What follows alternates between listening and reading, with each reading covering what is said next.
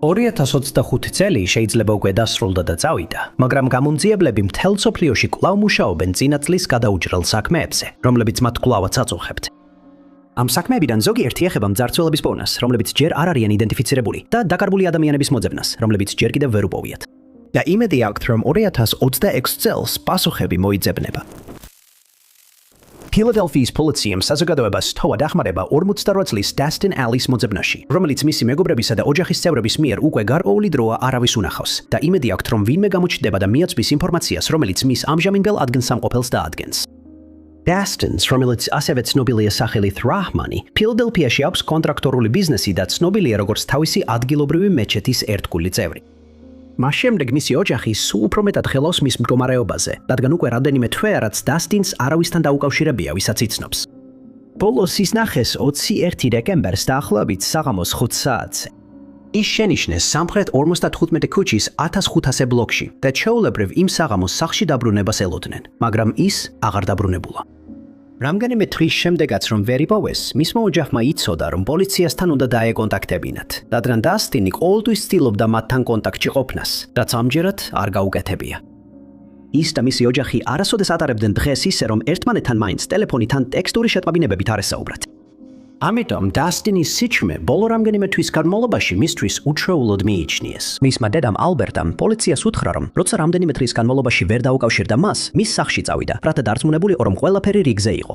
მაგრამ როცა მივიდა, ნახა, რომ სახლი ჩაუკეტავი იყო და დასტინის ძაღლი შიგნით იმყოფებოდა. როცა სახლში შეამოწმა, ნახა, რომ მისი პირადობის მოწმობა და საფულე დატოვებული იყო, მაგრამ ტელეფონი თან წაეღო. მისი ყველა სხვა პირადი ნივთი ადგილზე იყო და გამომძიებლებმა მეტი კვალი ვერ აღმოაჩინეს. პოლიცია აცხადებს, რომ დასტინ ბეიკერის საქმეში დანაშაულის ნიშნებს ვერ ხედავს, თუმცა მათ არ აქვთ ინფორმაციას, სად შეიძლებოდა წასულიყო ის, ან რა გეგმები ჰქონდა. მისმა ქალიშვილმა, რომელიც მამას თავის საუკეთესო მეგობრად მიიჩნევს, მედიას განუცხადა, რომ სასოწარკვეთილია და პასუხებს ელის მის საქმეზე. მან ასევე ცოტა ხნის წინ პოსტით მიიღო თავისი დიპლომები და მოუთმელად ელოდა, რომ დასტინისთვის ეჩვენებინა, რას მიაღწია. მან ასევე პირდაპირ მიმართა მას, სთხოვა, რომ ოჯახს დაუკავშირდეს, თუ ნახავს მათ მიერ საზოგადოებისთვის გაკეთებულ მიმართვებს ინფორმაციის თაობაზე. გარდა ამისა, მათ გულის ტკივათ, რომ პრესასწაულებს დასტინის გარეშე ხდებიან, რომელიც ჩვეულებრივ არასდროს გამოტოვებდა ამ დროს მეგობრებთან და ოჯახთან ერთად ყოფნის შესაძლებლობას. მის საქმეში არც ვიდეოკამერის ჩანაწერი და არც სხვა მტკიცებულება არ აღმოჩნდა. ამიტომ პოლიციამ საზოგადოებას სთხოვა, ყურადღება მიაქციონ დასტინს და ნებისმიერი დანახვის შემთხვევაში დაუყოვნებლივ აცნობონ, რათა მისი პოვნა მოხერხდეს. მისი აღწერილობით მას აქვს შავი თმა და ავისფერი თვალები. სიმაღლეა 5 ფუტი, 5-დან 5 ფუტი 8-მდე და იწონის 160-დან 180 ფუნტამდე. მას აქვს რამდენიმე ტატუ, მათ შორის მარცხენა მხარზე წარწერა Run Club 1934. გულმკერდზე თავის ქალის სიმბოლოებით და კიდევ ტატუები ორივე წიდოები, ორივერზე. მიჩნეულია, რომ როდესაც ის გაუჩინარდა, ეცვა ლურჯი ქურთუკი და ლურჯი ჯინსები. თუ დაინახავთ დასტინს, ან იცით სად შეიძლება იყოს ის, ფთხოვთ დაუკავშირდეთ ფილადელფიის პოლიციას ნომერზე 2-156 863 182. მიუთითეთ სააგენტოს საქმის ნომერი 2,512,111,418. დასტინის საქმის ნომერია MP 153749. იზრდება შეშფოთება 40 წლის კორენ იოჰანსონის ჯანმრთელობისა და კეთილდღეობის გამო, რადგან ის გაუჩინარდა მას შემდეგ, რაც უცნაურად იქცეოდა და ზუსტად არ არის ცნობილი რა მდგომარეობაში იყო, როცა იმ დღეს სახლიდან გავიდა. იმისათვის, რომ ნებისმიერი, ვისაც კორენ იოჰანსონის საქმეზე ინფორმაცია აქვს, წახალისდეს და გამოჩნდეს, დაწესებულია $1000 ჯილდო. მაგრამ მისი გაუჩინარებიდან თითქმის 6 თვის შემდეგ ასეთი ინფორმაცია ჯერ არ მიუღიათ. Superiores, Wisconsin-ის პოლიციამ, რომელიც კორენ იოჰანსონის მშობლიური ქალაქია, განაცხადა, რომ 2025 წლის 5 აგვისტოს დილის 9:30 საათზე მათ კორენ იოჰანსონის ვაჟმა დაუკავშირდა. და მან განაცხადა, რომ მისი ქცევა შეაშფოთა. მან თქვა, რომ კორენი უაზროდ ლაპარაკობდა და უცნობი მიზეზების გამო სახლში ნივთებს ისროდა. ერთ მომენტში კორენი გაიხადა და აღარ იკეთებდა ტანსაცმელს. როცა ოფიცრები მივიდნენ, გაგურებულები დარჩნენ, როცა კორინმა კარი ნებაყოფლობით გაუღო და ცოტა ხნით საუბრის შემდეგ სახლში შეიპატიჟა. მისმა მამამ იფიქრა, რომ ეს ცუდი იდეა იყო და ეს პირდაპირაც თქვა, რის შემდეგაც კორინმა კარი დახურა და აღარ გააღო. გამოიძახეს სასწრაფო დახმარება, რადგან ეშინოდათ, რომ კორენი ფსიქიკური ჯანმრთელობის კრიზისში იყო და ცდილობდნენ მასთან ჩაკეტილი კარის მიღმა საუბარს, მაგრამ ვერ დაარწმუნეს, რომ შემოეშვა და გაესინჯათ. დასკვნაიყო, რომ სახლში არავის ფიზიკური საფრთხე არ ემუქრებოდა. ამიტომ პოლიციამ გადადაწყვიტა კარი ძალით არ გაეღოთ. თუმცა კორინის ოჯახის წევრებს მისი მობილურის ნომერი სთხოვეს, მაგრამ მათ ამ ინფორმაციის გამხელაზე უარი თქვეს. მიუხედავად ამისა, გამომძიებლები კიდევ გარკვეული დროით დარჩნენ სახლის გარეთ, თუ ისევ დასჭირდებოდათ მათი დახმარება. მაგრამ შემდეგ კორინის მამამ დაჟინებით მოითხოვა, რომ ისინი წასულიყვნენ და პოლიციაც წავიდა. შემდეგ იმავე საღამოს საქმე მოულოდნელი შემოbrunება მიიღო. დაახლოებით 18:45 საათზე კორინის ქალიშვილმა პოლიციას დაუკავშირდა და აცნობა, რომ კორინი აღარ იყო სახლში და მისი პოვნა ვერ ხერხდებოდა. ოჯახის წევრებმა პოლიციელებს განუცხადეს, რომ ის სახლიდან დაახლოებით 15 საათზე გავიდა და მას შემდეგ აღარ დაბრუნებულა. აღნიშნეს, რომ მისი მანქანა ისევ სახლთან იყო გაჩერებული, რის შემდეგაც გადაამოწმეს სათოთოლო კამერების ჩანაწერები და აღმოჩნდა, რომ კორინი სახლის მეორე სართულის ერთ-ერთი ფანჯრიდან გადახტა, რაც მისი ბოლოს დანახვის მომენტი იყო. შემდეგ პოლიციელებს მისცეს მისი მობილურის ნომერი, დარეკეს ამ ნომერზე, მაგრამ პასუხი არავინ გასცა. შემდეგი რამდენიმე დღის განმავლობაში პოლიციამ მიიღო შეტყობინებები, რომ იგი ნახეს დულუჩში, ელისა და ეშლენდში, ასევე სუპერიორის სხვა რაიონებში, მაგრამ მისი ფოვნა მაინც ვერ მოხერხდა. აგვისტოს 11-ში მანძიებლებმა პოლიციას აცნობეს, რომ კორინეს სახელზე გამოწერილი მედიკამენტების ბოთლი და სადებედო ბარათი იპოვეს ჩრდილოეთ 28 ქუჩასთან რკინიგზის ხაზებთან ახლოს. ამ ტერიტორიის დასათვალიერებლად დრონი გამოიყენეს, მაგრამ უშედეგოდ. რკინიგზის მისასვლელ გზასთან კორინეს კუთვნილად მიჩნეული ნაკვალევი აღმოაჩინეს, ხოლო აგვისტოს 17-ში მისი მობილური ტელეფონი იპოვეს სუპერიორის საშუალო სკოლის მიმდებარე რკინიგზის ხაზებთან, მაგრამ მიუხედავად იმისა, რომ იქ ძებნა ჩატარდა, არაფერი აღმოაჩინეს. კიდევ რამდენიმე ძებნა ჩატარდა, მაგრამ კორინე კვლავ დაკარგულად ითვლება. მისი აღწერილობა ასეთია: ყავისფერი თმა, მწვანე თვალები, სიმაღლე 5 ფუტი და 7 ინჩი, წონა 130 ფუნტი. ყველას, ვისაც კორინე უნახავს, ან შეუძლია პოლიციას დაეხმაროს მის პოვნაში, სთხოვენ დაუკავშირდეს სუპერიორის პოლიციის დეპარტამენტს ნომერზე 7153957 7234. კორინეს ოჯახმა შექმნა GoFundMe გვერდი და ყველა, ვისაც შეუძლია დახმარება და მისი ძებნისთვის თანხის შეწირვა, ამის გაკეთება შეუძლია ქვემოთ მოცემული ბმულით.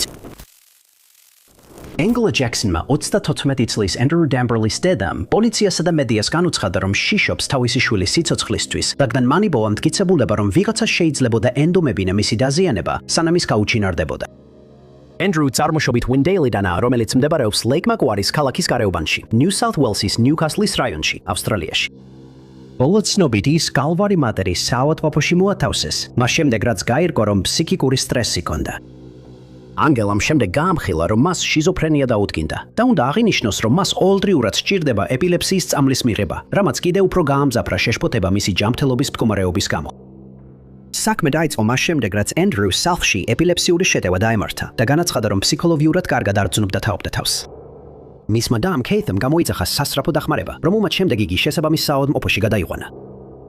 კეითი მასთან ერთად წავიდა საავადმყოფოში და მის გვერდით დარჩა, სანამ ენდრუს საავადმყოფოში არ მიიღეს. იმ დროს მას არ შეეძლო ნათლად საუბარი და სჭირდებოდა დახმარება ადგომასა და ჭამაში. მისი ოჯახი ელოდა, რომ ის რამდენიმე დღეს საავადმყოფოში გაატარებდა, მაგრამ მათ გასაკვირად მეორე დილით შეატყობინეს, რომ ენდრუ მათი ცოდნის გარეშე გაწერეს საავადმყოფოდან. ოჯახის გაღიზიანებას კიდევ უფრო ამძაფრებს ფსის ფაქტი, რომ ანჯელამ სპეციალურად სთხოვა საავადმყოფოს პერსონალს არ გაეწერათ ის ასე სწრაფად. მათ კი ეს თხოვნა დაადასტურეს, მაგრამ შემდეგ უგულებელყვეს. მას მისცეს გაწერის დოკუმენტები და უთხრეს, რომ ამ ქაღალდებით ავტობუსში ასულიყო, რადგან სახლში დასაბრუნებლად ფული არ ჰქონდა. როცა საავადმყოფოს ვიდეოკამერების ჩანაწერები შეამოწმეს, გამოჩნდა, რომ ენდრუ შენობიდან გადიოდა. მისი ოჯახი შეშფოთებულია მისი ფიზიკური ჯანმრთელობით, რადგან იმ დღეს, როცა ის გაუჩინარდა, ამ ტერიტორიაზე ტემპერატურა ძალიან მაღალი იყო. მას ფეხსაცმელი არ ეცვა და საავადმყოფოდან ისე გაუშვეს, რომ არც კი მისცეს რამე დასალევი. მოწმეებმა პოლიციას უთხრეს, რომ ენდრუ იმ დღეს, როცა ის გაუჩინარდა, საავადმყოფოდან დაახლოებით 7 მილის მოშორებით უორნერის ბეიში ნახეს. იმ ტერიტორიის სათვალთვალო კამერის ჩანაწერში ჩანს, როგორ ენდრუ ჰილსბოროს გზას კვეთს და შედის სქელ ბუჩქებში, საიდანაც მას აღარავინ უნახავს გამოსული. ის ტერიტორია საფუძვლიანად გაჩხრიკეს, მაგრამ ენდრუს ადგილსამყოფელის შესახებ არანაირი კვალი არ აღმოაჩინეს. მისი საბანკო ანგარიში უქმია იმ დღიდან, რაც ბოლოს ნახეს და ბუჩქებში შესვლის შემდეგ მისი გადაადგილება უცნობია. უნდა აღინიშნოს, რომ ენდრუს ყოველდღიურად სჭირდება გარკვეული მედიკამენტების მიღება. ამიტომ აუცილებელია, რაც შეიძლება მალე მოიძებნოს, რათა მიიღოს საჭირო მედიკამენტები და მკურნალობა. ენგლამ მოგვიანებით განაცხადა, რომ ენდრუს ტელეფონში იპოვა ვიდეო, სადაც ოჯახისათვის ცნობილი მამაკაცი ენდრუს თავზე დგას და ეუბნება, რომ თუ დაბრუნდება, სიცოცხლეს წაართმევს. ვიდეო გამომძიებლებს გადაეგზავნა, თუმცა არ გახმაურებულა. მიიჩნევა თუ არა ეს შემთხვევა მის გაუჩინარებასთან კავშირში. მისი ოჯახი მას აღწერს როგორც ჯაღარათმიანი ყავისფერ თვალება, სიმაღლეში დაახლოებით 5 ფუტი 4-დან 5 ფუტი 5-მდე, საშუალო აღნაგობისა და წვერიანი მამაკაცი. იმ დღეს, როდესაც მან საავადმყოფო დატოვა, ენდრიუ შავ უნკლაუ მაისურში და მწვანე კარგო შორტებში იყო გამოწყობილი. თუ იცით სად არის ენდრიუ, ან შეგიძლიათ პოლიციას სწორი მიმართულება მიუთითოთ, გთხოვთ დაუკავშირდეთ ლეიკ მაგვარის პოლიციის დეპარტამენტს, ნომერზე 084-22-8-7-9. ან Crime Stoppers ნომერზე 1-300-000. ყოველთვის შემაშფოთებელია, როდესაც ადამიანი, რომელსაც დემენცია აქვს დიაგნოზირებული, გაუჩინარდება აუხსნელად. გარდა ისინი ხშირად პოულობენ დაბნეულ და შეწუხებულ მდგომარეობაში და შეიძლება გაუჭირდეთ საკუთარ თავზე ზრუნვა სანამ იპოვიან. შესაბამისად გასაგებია, რომ 78 წლის რობერტ კლეის ახლობლები, რომელიც ჩესტერფილდიდანაა, ჩეშირის საგრაფოში, ნიუ-ჰემპშირი, შეშფოთებულები არიან მისი მდგომარეობით, რადგან მას შემდეგ, რაც 2025 წლის ივნისიდან არავის უნახავს და არავის სმენია მისგან. 23 ივნისის ღამეს რობერტი თავის სახლში დააწვინეს დასაძინებლად, მაგრამ დილის ადრეულ საათებში მან შეძლო სახლიდან თავისით გასვლა და დღემდე უცნობია სად წავიდა. ეს არ იყო პირველი შემთხვევა, როცა ის სახლიდან გაუჩინარდა, მაგრამ წინა შემთხვევებში ან საავადმყოფოს გადაუდებელ განყოფილებაში პოულობდნენ, ან თვითონ ბრუნდებოდა სახლში. თავდაპირველად ჩანდა, რომ ამჯერადაც ასე იქნებოდა, რადგან რობერტი იმავე დღეს სახლში დაბრუნდა მას შემდეგ, რაც დაინახეს, როგორ მიდიოდა გლიბის გზაზე, რომელიც მის სახლთან ახლოს მდებარეობს. მაგრამ მეორე დილით ის ისევ გაუჩინარდა და სახლში აღარ დაბრუნებულა. რობერტი დაკარგულად გამოცხადა და მომდევნო რამდენიმე დღის განმავლობაში მის საძებნელად ნიუ-ჰემპშირის თევზისა და ნადირობის დეპარტამენტმა დაიწყო ძებნა. მათ გამოიყენეს დროუნები, ვერტმფრენები, სამძებრო ძაღლები და მოხალისეები, რომლებმაც გაჩხრიკეს ის ადგილები, სადაც რობერტი ხშირად დადიოდა, მაგრამ მისი კვალიც კი ვერ იპოვეს. საძიებო სამუშაოებს ხელს უშლიდა რეგიონში მაღალი ტემპერატურა. ესე რომ, როდესაც ერთი კვირის შემდეგაც ვერ აღმოაჩინეს ახალი კვალი, საძიებო სამუშაოები შემცირდა. რამდენიმე მაძიებელი დარჩა და განაგრძო რობერტის ძებნა, მაგრამ საბოლოოდ მათაც მოუწიათ დანებება, რადგან მიუხედავად ყველა მცდელობისა, ვერაფერი სასარგებლო ვერ იპოვეს. მოხალისე დრონის ოპერატორმა, რომელიც ამ ტერიტორიაზე ცხოვრობს და კიდევ ერთმა სუონსიდან რამდენიმე საჰაერო ძებნა ჩაატარეს, მაგრამ უშედეგოდ. მისმა ოჯახმა მადლობა გადაუხადა ყველას, ვინც რობერტის ძებნაში მონაწილეობდა, მაგრამ ისინი სულ უფრო მეტად ღელავენ მასზე, რადგან შესაძლოა ის ბუნების ძალების ამარაა და ვერ ახერხებს სახლში დაბრუნების გზის პოვნას. რობერტის ფოტო მას შემდეგ საზოგადოებისთვის გაავრცელეს, რომ ვინმე მის ამოიცნოს, ხოლო მისმა ოჯახმა ადგილობრივებს სთხოვა შეამოწმონ თავიანთი ფარდულები, ავტოფარეხები და სხვა დამხმარე ნაგებობები, თუ რობერტმა თავშესაფრის ძებნა გადაწყვიტა. ჩესტერფილდისა და სპოფორდის რაიონებში მცხოვრებლებიც სთხოვეს გადაამოწმონ თავიანთი სათვალთვალო კამერების ჩანაწერები, რათა დადგინდეს თუ სად იქნა რობერტი ბოლოს ნანახი და მისი ბოლო გადაადგილებები, რაც მომავალში ძებნის პროცესს დაეხმარება. მისი აღწერილობით მას აქვს ყავისფერი თმა და მწვანე თვალები, სიმაღლეა 5 ფუტი და 5 ინჩი, ხოლო წონა 155 ფუნტი. მიჩნეულია, რომ გაუჩინარების დროს მას ეცვა ლურჯი ჯინსები და თეთრი სპორტული ფეხსაცმელი. ასევე უნდა აღინიშნოს, რომ ის ატარებს სათვალეს და შესაძლოა მას არ ეცვა სპერამბერაკი. ასევე მნიშვნელოვანი აღინიშნოს, რომ რობერტის საკონტაქტო ინფორმაცია მის საათზეა მითითებული, რომელიც როგორც მიიჩნევა, მას ჯერ კიდევ უკეთია. თუ ვინმე აქვს ინფორმაცია მისი ადგილსამყოფელის შესახებ, სთხოვენ დაუკავშირდეს შტატის პოლიციის dispatchers ნომერზე 600-377-3061. $500,000 ჯილდო გადაეცემა ყველას, ვინც ავსტრალიის ჩრდილოეთ ტერიტორიაზე ლეიკ პენეტის პოლიციას მიაწვდის ინფორმაციას, რომელიც მის ადგილსამყოფელზე მიიყვანს. ან ვინ შეძლებს დაეხმაროს მის საქმეს დასრულებაში, რათა მისმა ოჯახმა საბოლოოდ მიიღოს პასუხები იმაზე, თუ რა დაემართა მას. არსებობს ეჭვი, რომ რიჩარდის გაუჩინარება დანაშაულის შედეგია. ამიტომ ჯილდო ასევე გადაეცემა ყველას, ვინც დაეხმარება მის საქმეში დამნაშავის მსჯავრდებაში, რომელიც 2016 წლის 1 ნოემბერს დაიწყო. მოწმეებმა პოლიციას უთხრეს, რომ მათ დაინახეს რიჩარდი, ან მის აღწერილობას, შესაფერისი მამაკაცი, რომელიც იდგა თავისი მანქანის მუქი ფერის ჰოლდენ კომოდორის ტიპის უნივერსალის გვერდით 2 ნოემბრის დილას, როცა მანქანა ჩინერის გზაზე იყო გაჩერებული. მან განაცხადა, რომ მანქანის დაქოქვაში პრობლემა ჰქონდა, რადგან ფიქრობდა, რომ ან აკუმულატორი დაეჯდა, ან ბენზინი გაუთავდა. იგივე მანქანა მოგვიანებით ჩინერის გზიდან დაახლოებით 200 იარდში იპოვეს, მაგრამ რიჩარდი არსად ჩანდა. მანქანა ინფრასტრუქტურის დაგეგმარებისა და განვითარების დეპარტამენტმა გაიყვანა, რადგან მიიჩნიეს, რომ ავტომობილი მიტოვებული იყო. იმ დროს არავინ იცოდა, რომ ეს გადამწყვეტი კვალი გახდებოდა დაკარგული ადამიანის საქმეში.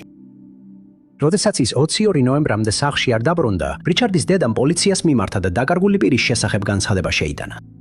სამწუხაროდ მას მოუწია დაემატებინა დეტალი, რომ რიჩარდი რამდენიმე წელია არალეგალურ ნივთიერებებს ირენებდა და ეს შესაძლოა დაკავშირებული ყოფილიყო მის გაუჩინარებასთან. მან შეძლო თითქმის 8 წლის განმავლობაში სუფთა ყოფილიყო, სანამ თავის შვილების დედასთან ურთიერთობაში იყო. მაგრამ როცა მისი ერთ-ერთი ახლო მეგობარი გარდაიცვალა, მან ისევ დაიწყო ნარკოტიკების მიღება და ეს ასევე გახდა მიზეზი იმ ურთიერთობის დასრულების. შემდგომი გამოძიების დროს გაირკვა, რომ მან დაიწყო არალეგალური ნივთიერებების გავიდვა და სხვა დილერების სახელით ვალების ამოღება, რაც ძალიან საშიში საქმეა. ამ ყველაფრის მიუხედავად, რიჩარდი ყოველთვის ინარჩუნებდა კავშირს ოჯახთან და დედას მინიმუმ კვირაში ერთხელ მაინც ესაუბრებოდა. ის ხშირად სტუმრობდა მშობლებს სახლში, მაგრამ ბოლოს იქ 24 ოქტომბერს ნახეს იმ წელს. ცნობილია, რომ 1 ნოემბერს დაახლოებით საღამოს 10 საათზე რებეკა კინგმა და ლიანი ჰიუიტმა პალმერსტონში ნახეს იგი. მან მათ საწვავის ფულის თხოვა და დაახლოებით 10:08 წუთზე ისინი პალმერსტონის ბენზინგასამართ სადგურზე წავიდნენ, სადაც ლიანი მისთვის საწვავი გადაიხადა. შემდეგ მან ორი ქალი რებეკას სახლში მიიყვანა და შემდეგ თავისი მანქანით წავიდა. შეიძლება მას შემდეგ სურდა წასულიყო დილერის, ვეინ პორტელის სახლში, რადგან იმ დროს ადრე შემთხვევით იქ დადოა თავის ტელეფონი, მაგრამ უცნობია მართლა წავიდა თუ არა. მანქანა მტკიცებულებებისთვის შეამოწმეს და რამდენიმე ძებნა ჩატარდა, მაგრამ ვერაფერი სასარგებლო ვერ იპოვეს, რაც მიუთითებდა სად წავიდა რიჩარდი ან რა დაემართა მას. ოფიციალურმა მოკვლევამ დაადგინა, რომ ის სავარაუდოდ ცოცხალი აღარ არის, მაგრამ უცნობია იყო თუ არა ის დანაშაულის მსხვერპლი. რიჩარდის ოჯახი სასოცარ კვეთილად იმედოვნებს, რომ მისი საქმე გაიხსნება, რათა საბოლოოდ შეძლონ სიმშვიდის პოვნა და მათ საზოგადოებას მიმართეს ნებისმიერი ახალი, მნიშვნელოვანი ინფორმაციისთვის მის საქმესთან დაკავშირებით.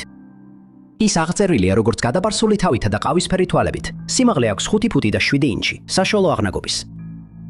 ყველას ვისაც შეუძლია შეუწყოს ხელი მისი საქმის წინსვლას, სთხოვენ დაუკავშირდეს Crime Stoppers Australia-ს ნომერზე 183-30-0000. 1986 წლის სექტემბერში ბავშვებში უზომოდ პოპულარული სატელევიზიო შოუ პოკემონი პირველად გავიდა ეთერში აშშ-ში და მას შემდეგ ეს ფრენჩაიზი კიდევ უფრო პოპულარული გახდა არა მხოლოდ ბავშვებში, არამედ შოუს ზრდა სრულ შემადგენლებს შორისაც. მისმა პოპულარობამ გამოიწვია ფილმების გადაღება, სათამაშოების წარმოება, ვიდეო თამაშების გამოშვება და სავაჭრო ბარათების თამაშების გამოგონება.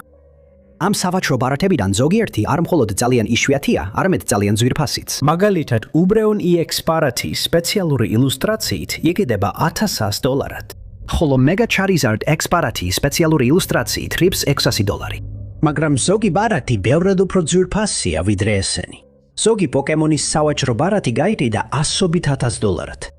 ერთმა კონკრეტულმა ბარათმა, პიკაჩუ ილუსტრატორმა, აუქციონზე 2026 წელს გაიყიდა დაუჯერებელ $92,000, რაც იმ დროს მსოფლიო რეკორდი იყო.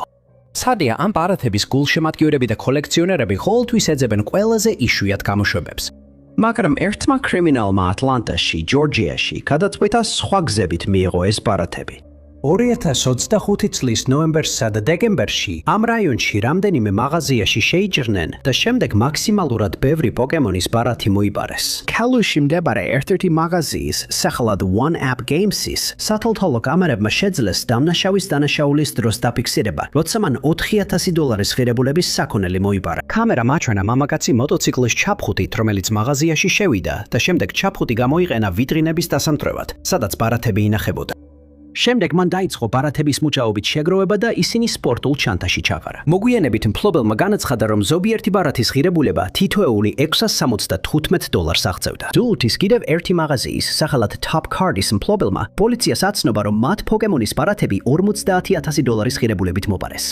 და ამ მაღაზიიდან სათვალთვალო კამერის ჩანაწერი თითქმის იდენტურია პირველისას. იმ შემთხვევაში ისმოდა, როგორ გარბოდა დამნაშავე სავარაუდოდ მოტოციკლით. შემდეგ კი სუანის Catch-Back Cards-ის მფლობელმა პოლიციას აცნობა, რომ ვიღაცა მაღაზიის წინა ფანჯარა ჩაამსხვრია და გაიტაცა $20-დან $30,000-მდე ღირებულების ბარათები. Tag Collect-ის მაღაზია Carrollton-ში მხოლოდ 2 თვე იყო გახსნილი, როდესაც ისიც გაქურდეს 2025 წლის დეკემბერში. მაღაზია უწესრიგოდ დარჩა მას შემდეგ, რაც მძარცველი ძალით შეიჭრა და მოიპარა პოკემონის ბარათები, რომელთა ღირებულება $80-დან $100,000-მდე იყო. სიტუაციის კიდევ უფრო დამძიმებისთვის მძარცველმა მაღაზიის იატაკი და წინაკარი დააზიანა, როდესაც კარი ბუქსირის ბურთით გატეხა, რის გამოც მათი შეცვლა გახდა საჭირო.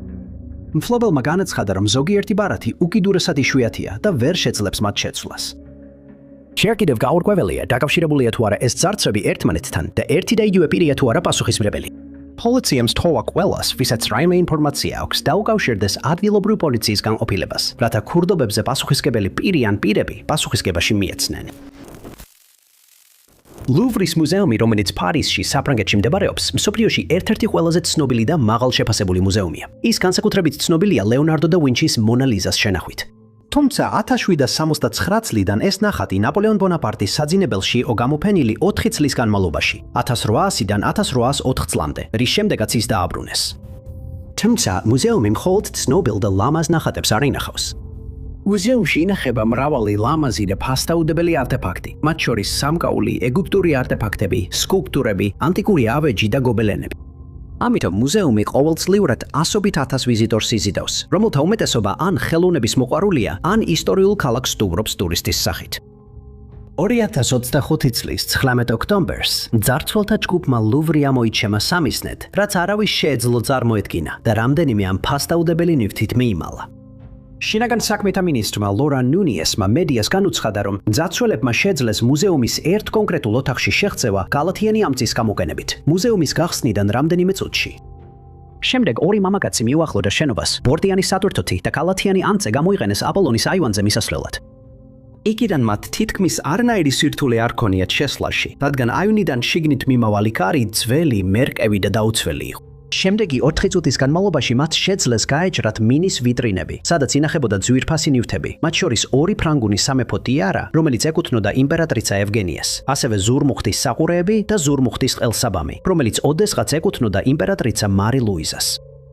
მათ კიდევ რამდენიმე ფასდაუდებელი ნივთი მოიპარეს, მაგრამ იმპერატრიცა ევგენიას გვირგვინი იპოვეს მას შემდეგ, რაც ერთ-ერთმა მძარცველმა ის გაქცევისას დაუვარდა.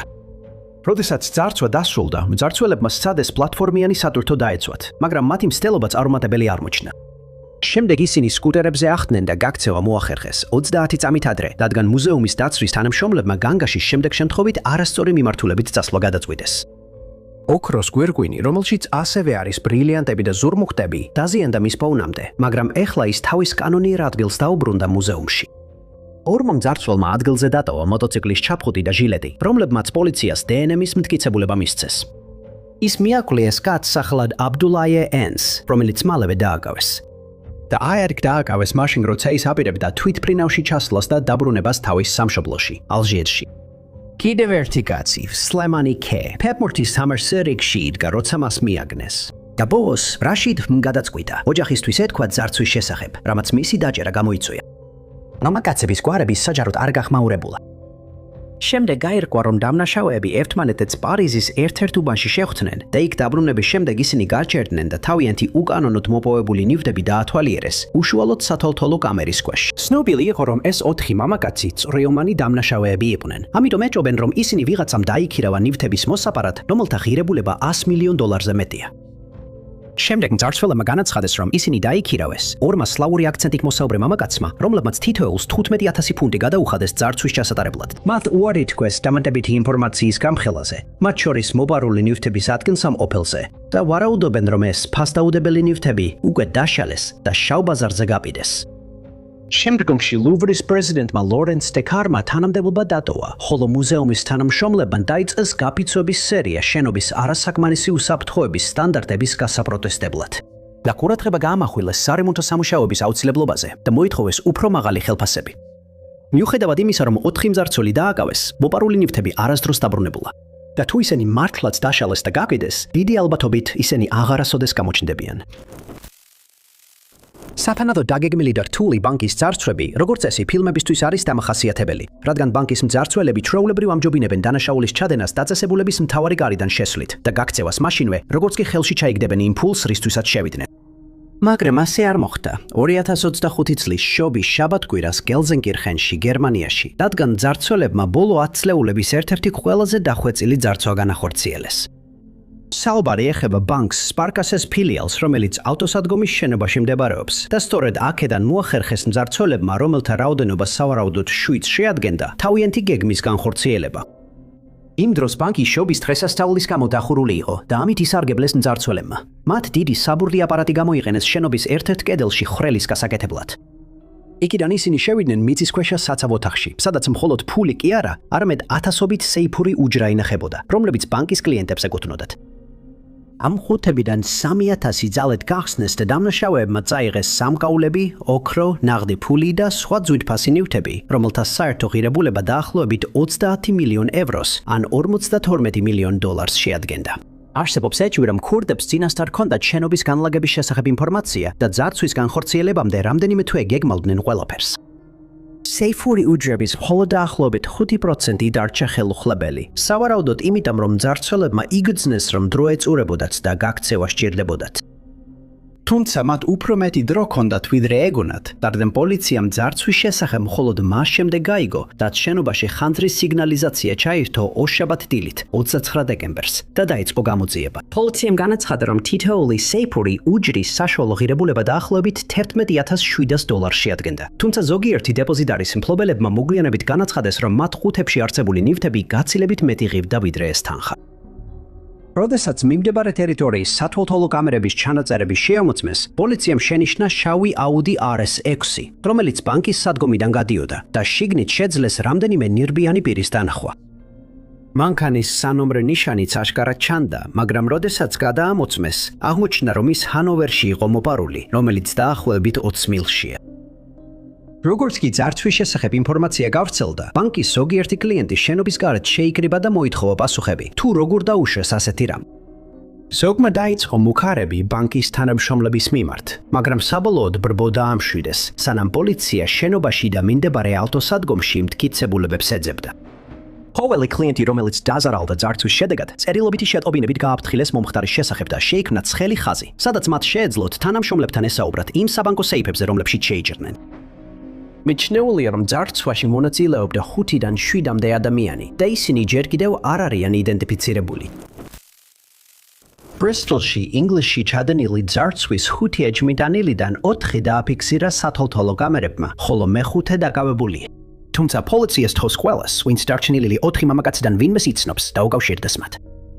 იმის დეტალები თუ როგორ შევიდა მძარცველთა ჯგუფი მუზეუმში, საზოგადოებისთვის არ გამოუცხადებიათ და ძარცვის შესახებ ინფორმაცია მხოლოდ 3 თვის შემდეგ გახდა ცნობილი, რადგან პოლიცია ელოდა, რომ მუზეუმის თანამშრომლები დაადგენდნენ რა იყო მოპარული.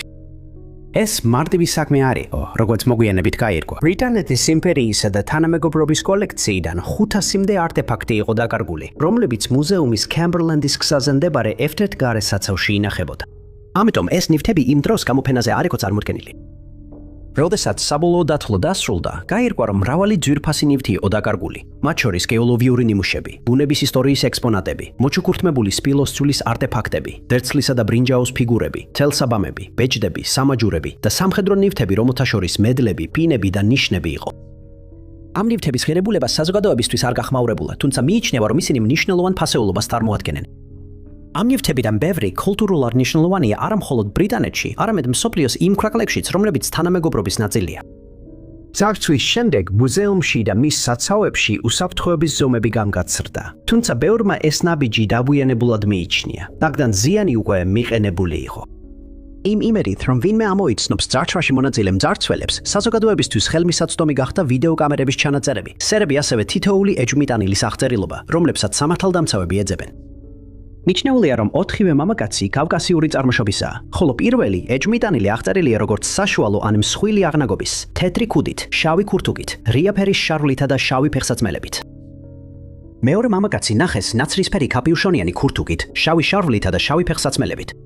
მიჩნეულია, რომ ის გამხდარი აღნაგობისაა და ვიდეო ჩანაწერში ჩანს, რომ ის ოდნავ ჩამორჩება დანარჩენ ჯგუფს და მუდმივად იყურება უკან. მესამე ეჭვმიტანილი აღწერილია როგორც მსხვილი აღნაგობის პიროვნება. ვიდეო ჩანაწერში ის ჩანს შავ ქურთუკში, მწვანე ბეისბოლის ქუდში, თეთრ ფეხსაცმელში და ღია ფერის შორტებში. მიჩნეულია, რომ მას სიცოცხლის განმავლობაში მარჯვენა ფერზე ჰქონდა მიღებული ტრავმა, რადგან ძარცვის შემდეგ ის ამ ფერზე კოჭლობით გადაადგილდება. ბოლოს მეოთხე ეჭვმიტანილი ეცვა ორ ფერში, ნარინჯისფერ და შავ ქარსაწინააღმდეგო ქურთუკი, შავი შარვალი და თეთრი ფეხსაცმელი. ის მსხვილი აღნაგობისა და უსაფრთხოების კამერის მდებარეობის წყალობით ცნობილია, რომ მას თავის ზედა ნაწილზე დიდი გამელოტებული ადგილი ჰქონდა. ამ დროისთვის 41 წლის მამაკაცი დაკავებულია, თუმცა უნდა აღინიშნოს, რომ ის დააკავეს მოპარული ნივთების შენახვის ეჭვის საფუძველზე და არა უშუალოდ ძარცვაში მონაწილეობის გამო. ერთი დამაბნეველი დეტალი ამ საქმეში ის არის, თუ როგორ მოახერხეს 4 მამაკაცმა 600 მოპარული არტეფაქტის გადატანა. რადგან ვიდეო კადრებში ჩანს, რომ ისინი ქუჩაში დადიან სპორტული ჩანთების, კონტეინერების ან რაიმე მსგავსი ნივთის გარეშე, რაც მათ ნივთების წაღებაში დაეხმარებოდათ. თუ თქვენთვის ან თქვენს ნაცნობთან ვინმეს ეცნობა ვიდეო კადრებში გამოსახული რომელიმე მამაკაცი, გთხოვთ დაუკავშირდეთ Crime Stoppers ნომერზე 0800555111 ან დარეკოთ საგანგებო ნომერზე 101 და მიუთითოთ საქმის ნომერი 522 526 9603. მუზეუმის უმეტესობა ძარცვა წინასწარ თვეების განმავლობაში დეტალურად იგეგმება, მაგრამ ერთ-ერთი ასეთი ქურდობა, რომელიც კალიფორნიის ოკლენდის მუზეუმის კუთვნილ მუზეუმის გარეთ მდებარე საცავში მოხდა, მიიჩნევა, რომ შემთხვევით გაჩენილი შესაძლებლობის გამოყენებით ჩადენილი დანაშაული იყო. ქურდობა განხორციელდა ზუსტად 4 დღით ადრე, ვიდრე ზემოხსენებული ლუვრის მუზეუმის ძაის ძარცვა 2025 წლის 15 ოქტომბერს. ქურდებმა მოახერხეს მუზეუმში შეღწევა, რის შემდეგაც მათ 1000-ზე მეტი არტეფაქტი მიითვისეს. მათ შორის იყო მკვიდრი ამერიკელების კალათები, ისტორიული არტეფაქტები და სამკაული. მაგრამ ძარცველები აშკარად დაინტერესებულნი იყვნენ ნებისმიერი ღირებული ნივთის მოპარვით, რადგან შენობიდან რამდენიმე ლეპტოპიც წაიღეს. სხვა მოპარული ნივთებია სამხედრო სუვენირები, პოლიტიკური სამკერდე ნიშნები, Scream Shows არტეფაქტები და სხვა ძვირფასი არტეფაქტები, რომლებიც შესაძლოა ვეღარასდროს შეიცვალოს. მიუხედავად იმისა, რომ ძარცვა 15 ოქტომბრის ღამეს მოხდა, ქურდობა მხოლოდ მეორე დილით აღმოაჩინეს. როდესაც მუზეუმის თანამშრომლები მივიდნენ გარეს საცავში, მაშინვე შენიშნეს, რომ რაღაც რიგზე არ იყო და იქ შენახული მრავალი ნივთი დაკარგული იყო. სიტუაციას კიდევ უფრო ამძიმებდა ის ფაქტი, რომ 1000-მდე ნივთი ვერ იპოვეს, მაშინ როცა ასობით ათასი ექსპონატი ხელუხლებელი დარჩა. ამ არტეფაქტების ფინანსირებულება ხელისუფლების მიერ არ გახმაურებულა, თუმცა მიიჩნევა, რომ მუზეუმისთვის დანაკარგი მნიშვნელოვანი იყო. მოპარული ნივთების ზუსტი იდენტიფიცირება კვირები დასჭირდა, რის გამოც ძარცვის განხორციელებასა და ამ ამბის საჯაროდ გახმაურებას შორის მნიშვნელოვანი დროის დაგვიანება იყო. შემდეგ დასვლის ბროკერებს აცნობეს დაკარგული ნივთების შესახებ და მათ შეძლეს დაედგინათ მოპარული არტეფაქტების ღირებულება. იმედია ზოგიერთი ნივთის დაბრუნება მოხერხდება მანამდე, სანამ ქურდებს მათი გაყიდვის შესაძლებლობა მიეცემათ. ყველაზე ძვირფასი ნივთებია კალათების კოლექცია, რომელიც ჩრდილოეთ კალიფორნიის ადგილობრივმა თომმა დაამზადა და პოლიციამ სთხოვა ლომბარდების მეპატრონეებს, როგორც ამ რეგიონში, ასევე ქვეყნის მასშტაბით, ყურადღებით იყვნენ და დააგორდნენ ამ ნივთებს, თუ დამნაშავეები მათ ასე გაყიდვას შეეცდებიან და არა შავ ბაზარზე. სხვა ძვირფას ნივთებს შორისაა ქვისა და ლითონის სამკაულების კოლექცია, რომელიც ცნობილმა კალიფორნიელმა ხელოვანმა შექმნა და ასევე რამდენიმე Scream Shows არტეფაქტი, რომლებიც სპილოს ძვლის ნაჯრებზეა მოკვეთილი. მუზეუმის დირექტორმა და აღმასრულებელმა დირექტორმა ლორი ფოგერტიმ მედიას განუცხადა, რომ მუზეუმის თანამშრომლები ამ ნივთების დაკარგვამ გაანადგურა, თუმცა დაამატა, რომ ყველაზე მეტად მათთვის ადგილობრივი ამერიკელების კალათების დაკარგვა იყო მტკივნეული. ეს კალათები შექმნილია დაახლოებით 1900-იანი წლების დასაწყისში და ის ფაქტი, რომ ისინი ამდენ ხანს შემორჩა, მართლაც გამორჩეულია. ეხლა შიშობენ, რომ ძარცველებმა შეიძლება ვერ გაიგონ ამ ნივთების ღირებულება და ისინი შეიძლება გაანადგურონ, ვიდრე მუზეუმში დააბრუნონ, სადაც მათ ეკუთვნით. ეს არც პირველი შემთხვევაა, როცა ოკლენდის მუზეუმი სამიზნედ იქცა. 2012 და 2013 წლებში ოქროს ნატეხები და სხვა ოქროს ციებ ცხელების ეპოქის არტეფაქტები მოიპარეს მთავარი ობიექტიდან. მაგრამ დამნაშავეს საბოლოოდ დააკავეს და 4 წლიანი პატიმრობა მიუსაჯეს. ამ დროისთვის ეჭვიტანილები არ გამოვლენილა, მაგრამ პოლიციამ სთხოვა ყველას, ვისაც რაიმე ინფორმაცია აქვს ძარცვასთან დაკავშირებით, გამოჩნდნენ იმ იმედით, რომ დამნაშავეები დააკავონ და არტეფაქტები მუზეუმს დაუბრუნდება მანამდე, სანამ ისინი დაზიანდება ან გაირიდება. 1799 წელს ბავშვების დასაქმების იდეა ჩვეულებრივი იყო. ამიტომ არავის გაჰკვირვებია, როდესაც ინგლისში ბამბის ქარხნის წარმომადგენელი ლონდონში სენტ პანკრასის სამუშაო სახლში მივიდა ბავშვების საძებნელად, რათა ისინი ქარხანაში გარკვეულ სამუშაოებს შეესრულებინათ. მან განაცხადა, რომ ყველა ბავშვი, ვინც იქ მუშაობას გადაწყვეტდა, კარგად იქნებოდა მოპყრობილი და შეძლებდა ფულის გაგზავნას ოჯახებისთვის. შეთავაზება, რომელზეც უარის თმა პრაქტიკულად შეუძლებელი იყო, რადგან სამუშაო არა მხოლოდ იშვიათი იყო, არამედ ჩვეულებრივი ანაზვაურებაც საშინელი იყო. მაქსიმუმ 80 ბავშვმა დათანხმდა ამ სამუშაოს და ხელი მოაწერა კონტრაქტებს, რომლებიც ალოდებულებდათ ქარხანაში მუშაობას მანამ, სანამ 21 წლის არ გახდებოდნენ. ბევრისთვის ეს ნიშნავდა, რომ მათ ქარხანაში 14 წლამდე მოუწევდათ მუშაობა. არ მარტო ანაზღაურება იყო ბევრად ნაკლები, ვიდრე დაპირდნენ, არამედ ის სამუშაოებიც, რასაც მათ ასრულებინებდნენ, უკიდურესად საშიში იყო. ბავშვების უმეტესობა მუშაობდა როგორც ძაფის შემგრები, რაც ნიშნავდა, რომ მათ უწევდათ ქარხნის მოძრავი ნაწილების ქვეშ ხოხვა, რათა აეკრიფათ ჩამოვარდნილი ბამბა და გაწყვეტილი ძაფი. მათ ასევე სჭირდებოდათ დღეში 12 საათის განმავლობაში მუშაობა და ხშირად სამუშაოს დასრულების შემდეგაც რჩებოდნენ ქარხანაში, რათა გაესუფთავებინათ გამოყენებული დანადგარები, მაშინ როცა იქ დასაქმებულ უფროსებს სახლში, ოჯახებში წასვლის უფლება ჰქონდათ. მუშაკების ბევრს საბოლოოდ ესმენა ეკარგებოდა დანადგარების ხმაურის გამო. და რადგან ამ ქარხნებში პირობების საშინელი იყო, ბევრს ისეთი დაავადებები ემართებოდა, რომლებსაც ვერასდროს იკურნებდნენ, რადგან სათანადო სამედიცინო დახმარების მიღება არ შეეძლოთ. მიუხედავად იმისა, რომ ეს ამბები დღეს ჩვენთვის საშინლად ჟღერს, ასეთი მოპყრობა 10 წლეულების განმავლობაში გრძელდებოდა და იმ დროს ჩვეულებრივ მოვლენად იყო ქცეული. ადვილი წარმოსადგენია, რომ ამ ქარხნებში მომუშავე ბავშვები ხანდახან რაიმე ოინობას ჩაიდენდნენ, რათა თავიანთი გონება ამ საშინელი პირობებისგან გადაეტანათ. და სწორედ ეს სავარაუდოდ გახდა იმ აუხსნელი შემთხვევის მიზეზი, რომელიც 1787 წელს ლანკაშირის ბამბისქამი ქარხანაში მოხდა. იმ წლის 15 თებერვალს ქარხანაში დასაქმებულმა ახალგაზრდა გოგონამ გადაწყვიტა ერთ-ერთ თანამშრომელზე ოინი ეთამაშა. მან დაიჭირა თაგვი, რომელიც აქეთ-იქით დარბოდა და გაუშვა იმ ქალის ახლოს, რომელიც ზოგიერთი წყაროს მიხედვით ძალიან ეშინოდა მღრმელების. ის ისე შეშინდა, რომ გულხრა დაეწყო, რომელიც საათების განმავლობაში გაგრძელდა. ის საბოლოოდ გამოჯამრთელდა და სახლში დასასვენებლად გაუშვეს, მაგრამ ეს შემთხვევა მხოლოდ ახლა იწყებოდა. მომდევნო დღეს კიდევ სამმა თანამშრომელმა განიცადა მსგავსი შეტევები ყოველგვარი ახსნა განმარტების გარეშე. და მეორე დღეს კიდევ 6 ადამიანს დაეწყო გულკრები. არ იცოდნენ რა ეკნათ, ამიტომ ქარხნის მეპატრონეებმა ბიზნესი დახურეს, როცა მეზობლებმა დაიწყეს ვარაუდი, რომ ქარხანაში რაღაც ბოროტი ხდებოდა.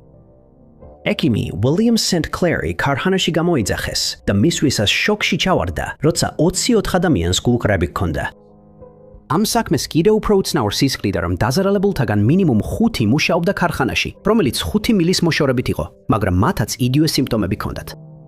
მან შეძლო სიტუაციის კონტროლი პაციენტების დამშვიდებით და დაასკვნა, რომ ისინი რაღაც სახის ისტერიის ან შფოთვისგან იტანჯებოდნენ. საქმე არასოდეს განმარტებულა სრულად და დღემდე არ ვიცით, როგორ გადაედო ერთი ქალის რეაქცია ხუმრობაზე კიდევ მინიმუმ 30 ადამიანს, რომელთაგან ზოგს თავდაპირველი შემთხვევის შესახებაც კი არ სმენოდა. ლუისის და კლარკის ექსპედიცია კაპიტანმა Meriwether Lewisმა და ლეიტენანტმა William Clarkმა წამოიწყეს და მისი მიზანი იყო ლუიზიანას შესწეგვისა და ასევე წყნარი ოკეანის ჩრდილო-დასავლეთის შესწავლა. ამ მოგზაურობის დროს ექსპედიციამ, რომელშიც დაახლოებით 50 კაცი მონაწილეობდა, დაფარა დაახლოებით 8000 მილის მანძილის სენტ-ლუისიდან მისურის შტატიდან წყნარ ოკეანემდე და უკან, მისურის მდინარის გავლით. გზაში მათ ჩაითერეს ამ ტერიტორიებში არსებული სხვადასხვა ფლორისა და ფაუნის შესახებ, ასევე დეტალები იმ ადგილობრივი მოსახლეობის შესახებ, ვისაც შეხვდნენ.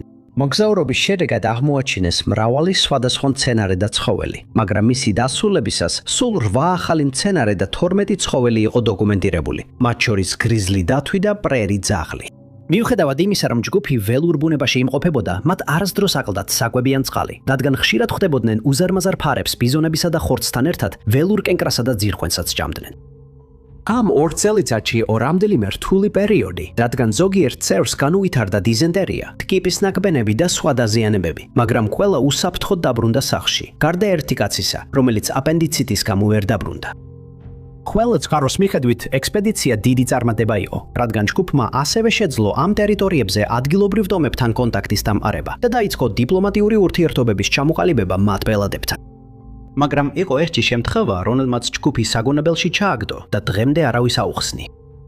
1805 წლის 4 ივლისს ისინი ნავებსა და მარაგებს ატარებდნენ Great Falls-ის მიდამოებში და გადაწყვეტეს საღამოს დღესასწაული აღენიშნათ სუფრითა და ცეკვით.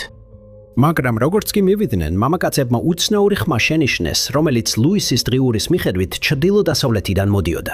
მან აღწერა ეს ხმა როგორც დაახლოებით 6 ფუნტიანი ქვემეხის გასროლის მსგავსი, თუმცა მისი წყარო ვერ აღმოაჩინეს. თავდაპირველად, როდესაც მამაკაცებმა მას ამ ხმაზე უამბეს, ლუისმა იფიქრა, რომ ალბათ შორიდან მეხის კრუხუნი ესმოდათ, მაგრამ როცა ყურადღებით მოусმინა, დაეთანხმა, რომ ეს ხმა მართლაც артილერიის გასროლისას წარმოქმნილ ხმას ჰგავდა. მან გადაწყვეტა, რომ დაახლოებით 1 საათით გაჩერებულიყო, როცა ისინი ველზე მივიდნენ და ეს ხმა კიდევ ორჯერ გაიგეს. მან აღნიშნა, რომ დღე უღრუბლო იყო, ამიტომ მეხის კრუხუნის სწრაფად გამოირიცხა და კომპასი დაადგინა, საიდან მოდიოდა ეს ხმები. ზოგჯერ ის 1-2 კრუხუნის ხმას დიდხანს ისმენდა, ხოლო სხვა დროს 6 ან 7 ესეთი ხმა სწრაფად ერთმანეთის მიყოლებით ისმოდა. გარდა ამისა, ეს ხმები შეიძლებოდა დღის ან ღამის ნებისმიერ დროს გაგონებულიყო და როგორც ჩანდა, ამას არანაირი ლოგიკა ან მიზეზი არ ჰქონდა. მას ახსოვდა, რომ მინოტაური ინდიელი თომის ხალხს ამ ხმებზე უამბიათ, მაგრამ კაცებმა მათი სიტყვები უგულებელყვეს, სანამ თავად აშეხდნენ ამ მოვლენას. რადგან ისინი გრაფიკით მოძრაობდნენ, ექსპედიციას არ ჰქონდა დრო გამოძიებისთვის, მაგრამ შემდეგი მოგზაურებიც ამავე ადგილას იმავე ხმების გაგონებას აღნიშნავდნენ და ეს ხმები დღემდე აუხსნელი დარჩა. Jack McClough-ლის საქმეები უდავოდ ისტორიის ერთ-ერთ ყველაზე ცნობილ გაუხსნელ დანაშაულად ითვლება. 1888 წლიდან, როდესაც ეს დანაშაულები მოხდა, ისტორიკოსები და კრიმინალური ისტორიების მოყვარულები ყველაფერს აკეთებდნენ, რათა ჯეკ მკლავჭრელის ნამდვილი ვინაობა გაერკვიათ, მაგრამ დღემდე ვერავინ შეძლო მისი ვინაობის საბოლოო დადგენა. წლების განმავლობაში ბევრი ეჭვმიტანილი დასახელდა და მიუხედავად იმისა, რომ ბევრი მათგანი ნამდვილად შეესაბამება ამ ბნელი ფიგურის აღწერას, პრაქტიკულად შეუძლებელია იმის დამტკიცება, რომ კონკრეტული ადამიანი იყო დამნაშავე. არა მხოლოდ იმიტომ, რომ ეს ასე დიდი ხნის წინ მოხდა, არამედ იმის გამოც, რომ არ არსებობს გადამწყვეტი მტკიცებულებები და მოწმეები. ისინი, ვინც ფიქრობდნენ, რომ დამნაშავე ნახეს, აღწერდნენ მას როგორც დაახლოებით 5 ფუტი და 6 ინჩი სიმაღლის, პატივსაცემი გარეგნობის მქონე ადამიანს.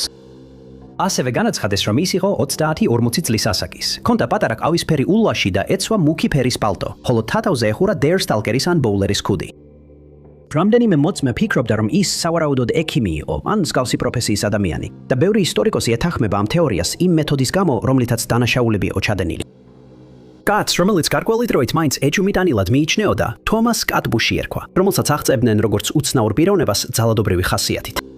ცნობილია, რომ რიპერის დანაშაულების დროს ის ხშირად დადიოდა უაიტჩეპელში, ლონდონის აღმოსავლეთ ნაწილში, თუმცა ცხოვრობდა კენინგტონში, რომელიც ქალაქის სამხრეთ ნაწილში მდებარეობს. ის მუშაობდა კლერკად და როცა რიპერის დანაშაულები დაიწყო, კატბუშს ფსიქიკური ჯანმრთელობის პრობლემები დაეწყო. ხანდახან ხედავდნენ, როგორ ბრუნდებოდა სახლში მთელი ღამის ქუჩაში ხეტიალის შემდეგ და რამდენიმე მოწმე ამჩნევდა, რომ მისი ტანსაცმელი ან ტალახით, ან ბიოლოგიური მასალით იყო დაფარული. ერთ მომენტში მან დაიწყო მტკიცება, რომ მისი ექიმი ცდილობდა მისი მოწამლას. და მას შემდეგ, რაც ადვოკატის დახმარება ითხოვა, გადაიფიქრა, რადგან დარწმუნდა, რომ ადვოკატიც მის წინააღმდეგ შეთქმულებას აწყობდა. გახდა ნათელი, რომ მისი გონებრივი ჯანმრთელობა საფრთხეში იყო. ამიტომ წავიდა კლინიკაში ლამბედში, მაგრამ მალე მოახერხა გაქცევა, რადგან მომვლელი ყურადღებას არ აქცევდა. მან სახე თალახით დაიფარა, როგორც შენიხვა და შემდეგ შუაღამით გააფთრებულად დაესხა თავს ქალს და დაჭრა იგი. ის დააკავეს მოწმის ჩვენების საფუძველზე, მაგრამ ვერ ჩასვეს ციხეში, რადგან აღმოჩნდა, რომ გიჟი იყო. ის ბროდმორის ფსიქიატრიულ საავადმყოფოში გადაიყვანეს, სადაც მცველების თქმით დაბნეული და გაუგებარი იყო. ის განაგზავნა სალბარს მის წინააღმდეგ დაგეგმილ შეთქმულებაზე და ზოგჯერ ჭამაზე უარს ამბობდა, რადგან სჯეროდა, რომ მის საკვებში რაღაც ჩაამატეს. მან მრავალი სხვა პაციენტი დააშინა და ერთხელ მცველს ყოველგვარი მიზეზის გარეშე დაესხა თავს.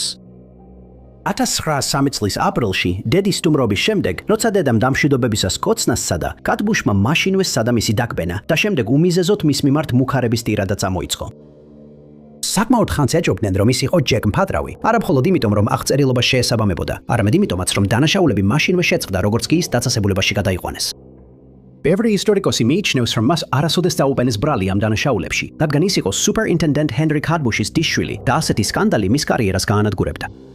ეს თეორია, რა თქმა უნდა, არასოდეს დამტკიცებულა და მიუხედავად იმისა, რომ შეიძლება ვერასდროს გავიგოთ, ვინ იყო ჯეკ მფათრავი, კატბუში ნამდვილად შესანიშნავი ეჭვმიტანილია. Plus Tegi არის ჯაკობიანური სტილის საოჯახო მამული, რომელიც აშენდა Sir John Trevorისთვის 1600 წელს Flintshire-ში, ჩრდილოეთ ველსში. Trevory ამ სახლში დარჩა კიდევ 19 წელი თავის გარდაცვალებამდე, ხოლო მისი მეუღლის, ლედი მარგარეტ Trevory's გარდაცვალების შემდეგ 1653 წელს სახლი დაუგავებელი დარჩა ინგლისის სამოქალაქო ომის განმავლობაში. ამ პერიოდში შენობას ორჯერ დაარბიეს, ხოლო 10 წლეულების შემდეგ იგი სასამართლოს შენობად გამოიყენებოდა. სახლი არავის დაუკავებია მე-20 საუკუნის დასაწყისამდე, როდესაც ტრევორის ოჯახმა ქონება დაიბრუნა, ხოლო მეორე მსოფლიო ომის დროს იგი ჯარისკაცთა ბანაკად გამოიყენებოდა. ომის დასრულების შემდეგ იგი აუქციონის კომპანიას მიტყიდეს და საწყობად გადააკეთეს, რის გამოც შენობა სწრაფად დაზიანდა. 1950 წელს შემოთავაზებული იყო შენობის დანგრევა, რადგან იგი უსაფრთხო აღარ იყო, თუმცა ეს არ განხორციელდა და 1986 წელს იგი კორნელია ბეილიმ შეიძინა და აღადგინა. სლების განმავლობაში სახლს ცუდი რეპუტაცია შეექმნა იქ მომხდარი უცნაური მოვლენებისა და ხილვების გამო და ბევრი ადამიანი თვლიდა, რომ ეს ყველაფერი ტრევორის ქალიშვილ დოროთისთან დაიწყო. ის შეყვარებული იყო გლეხის ვაჟზე, მაგრამ როგორც მოსალოდნელი იყო, მისი მშობლები არ იწონებდნენ, რომ იგი დაბალი სოციალური სტატუსის მქონე ადამიანთან დროს ატარებდა. მშობლებმა აუკრძალეს მას კვლავ ენახა ახალდაზრდა მამაკაცი, მაგრამ ისინი ფარულად აგრძელებდნენ შეხვედრებს და გადაწყვიტეს გაქცეულიყვნენ ერთად. რამდენიმე დღის განმავლობაში დოროთი თავის სამკაულებს ბაღში მიქონდა, სადაც ნივთებს ხუთზე აწყობდა და მას ჭასთან ახლოს მარხავდა. ბოლოს და ბოლოს წყვილის დაგეგმილ გაქცევამდე ერთი ღამით ადრე, დოროთი ბაღში ჩავიდი, რათა აეყო სამკაულები, რომლითაც მათი ქორწილის საფასურს გადაიხდიდა. სამწუხაროდ ის ფეხი დაუცდა და ჭაში ჩავარდა, ხოლო ამ რაიონის მცხოვრებლები დღემდე ამტკიცებენ, რომ A551 გზის გასწვრივ მისი სული სიარულის ხმა ესმით, რომელიც ყველაზე ახლოსაა მამულთან. ზოგჯერ მცხოვრები აჩერებენ მანქანას, როცა ხვდებიან, რომ ვიღაცას დაეჯახნენ, მაგრამ შემდეგ აღმოაჩენენ, რომ ის ადამიანი საიდუმლოდ გაუჩინარდა. ამბობენ, რომ ახალგაზრდა კაცი, რომელმაც დოროთის პედი ვერ გაიგო და ფიქრობდა, რომ მან უბრალოდ მიატოვა, ზოგჯერ ამ ტერიტორიაზე დადის, მიუხედავად იმისა, რომ საუკუნეების წინ გარდაიცვალა. მოწმეებმა ასევე აღწერეს, რომ უნახავთ ელიზაბეთ ფრენსის ტრევორ როპერის სული, რომელიც ტრაგიკულ მოვლენას გადაურჩა. ის შეყვარებული იყო იმ კაცზე, მაგრამ მისმა ოჯახმა გადაწყვიტა, რომ უნდა ჩატარებულიყო დუელი, რათა განესაზღვრა მას უნდა დაქორწინებოდა თუ სხვას.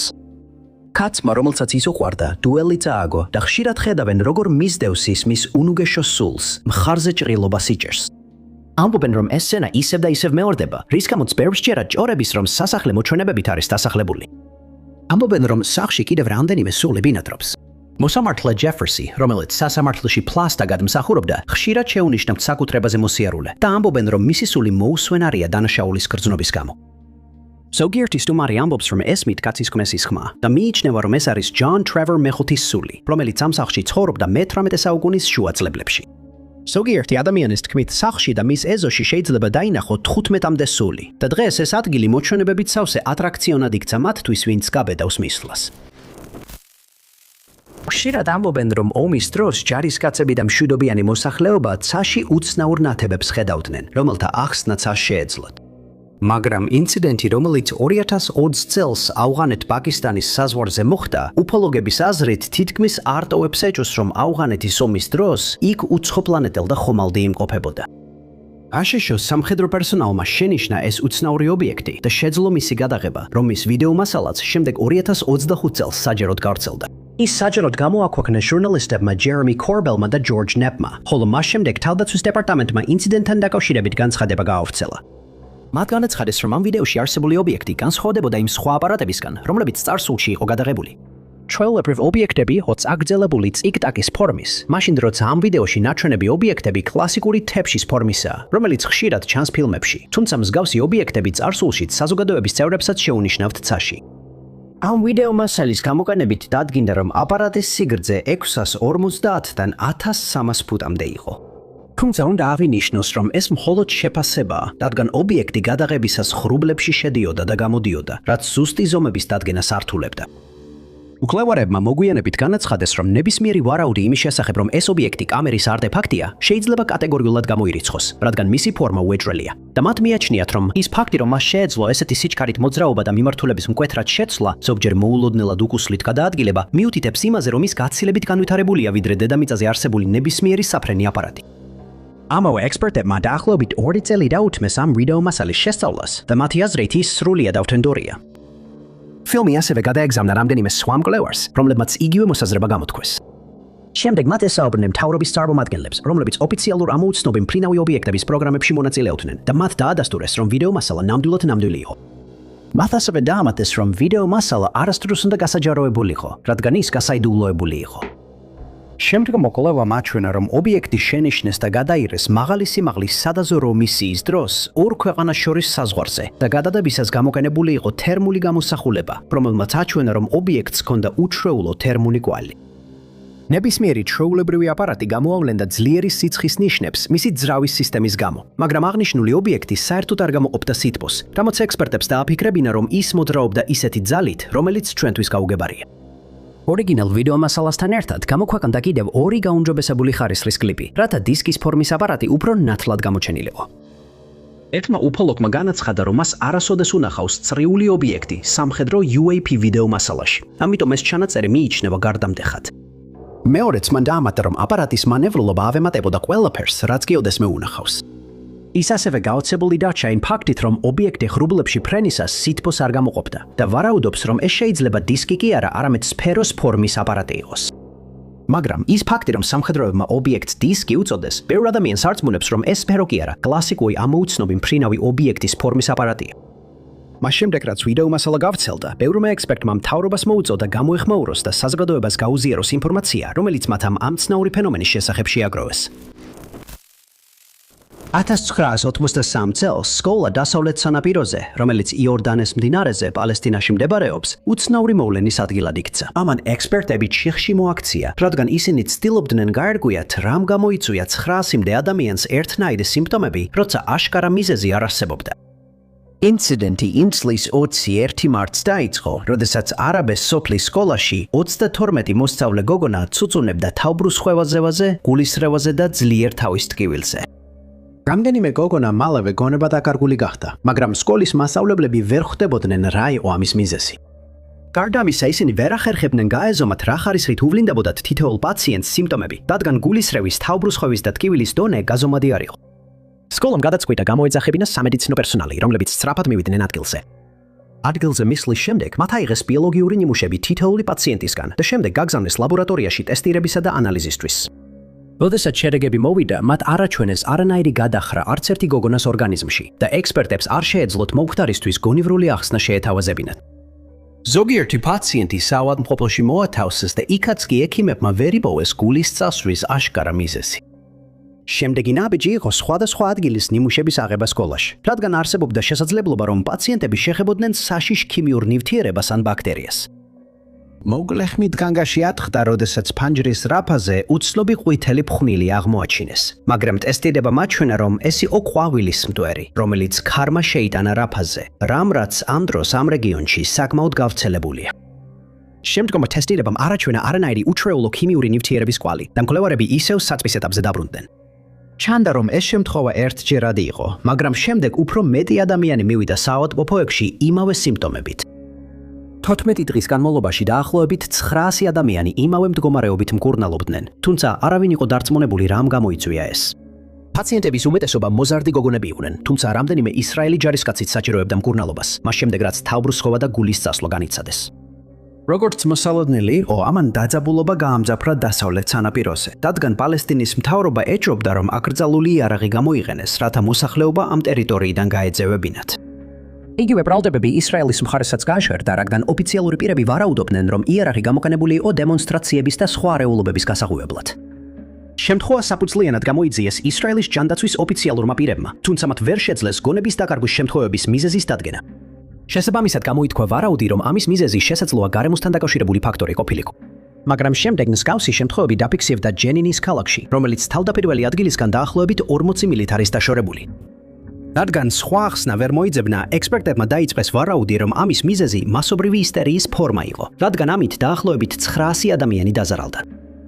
სხვა ქვეყნებში მსგავსი შემთხვევები გამოწვეული იყო გადაჭარბებული სტრესის დონით. ეს ახსნიდა, თუ როგორ დაიწყეს სხვადასხვა რეგიონებიდან ერთმანეთიდან მილის დაშორებით მყოფმა პაციენტებმა ერთდროულად სიმპტომების გამოვლენა და რატომ ვერ მოიძებნა ინციდენტის ორგანული მიზეზი. ზოგი ექსპერტი მასობრივი ისტერიის თეორიას სკეპტიკურად უყურებს, რადგან მისი არსებობის დამადასტურებელი მყარი მტკიცებულება არასდროს აღმოჩენილა. მაგრამ ინის გამო, რომ ყვალი ვერ მოიძებნა, პათოლოგია ყველაზე დამაჯერებელ ახსნად რჩება. ჩვენგან უმეტესობას ნაცნობია ფრაზა wanderlusty, როგორც ძლიერი სურვილი სხვადასხვა ადგილას მოგზაურობისა და აღმოჩენებისკენ. მაგრამ ერთი კაცისთვის, სახელად ჟან ალბერ დადასი, ეს ფრაზა სრულიად განსხვავებულ მნიშვნელობას იძენს 1860-იან წლებში. დადასი დაიბადა ბორდოში, საფრანგეთში, 1860 წელს გაზის კომპანიის მუშაკთა ოჯახში, რომელთაც ეს პროფესია თაობებიდან მოყოლებული ჰქონდათ. მისი ბავშვობა უცნაური იყო, რადგან მამამისს სიფილისი ჰქონდა და ცნობილი ჰიპოქონდრიკი იყო, ხოლო დედა მაშინ გარდაეცვალა, როცა ის 17 წლის იყო. აღსანიშნავია, რომ 8 წლის ასაკში დადასი თამაშის დროს ხიდან ჩამოვარდა და თავი დაარტყა, რის შედეგადაც მძიმე ტვინის შერყევა მიიღო. მას ძლიერი მიგრენები დაეწყო და ეჭვობენ, რომ ეს დაკავშირებულია იმ უცნაურ შემთხვევებთან, რომლებიც მის ცხოვრებაში მოგვიანებით მოხდა. 4 წლის შემდეგ მან გაზის კომპანიაში შეგირდად დაიწყო მუშაობა და თავდაპირველად ყველაფერი კარგად იყო, მაგრამ ერთ დღეს მოულოდნელად გაუჩინარდა და მისი ოჯახი პანიკურად ეძებდა მას. მისმა ძმამ ახლომდებარე ქალაქში იმოგზაურა, სადაც იგი მოგზაური ხოლგების გამყიდველის გვერდით იპოვა, მაგრამ შენიშნა, რომ დადას უცნაურად ეჯირა თავი, თითქოს ტრანსში იყო.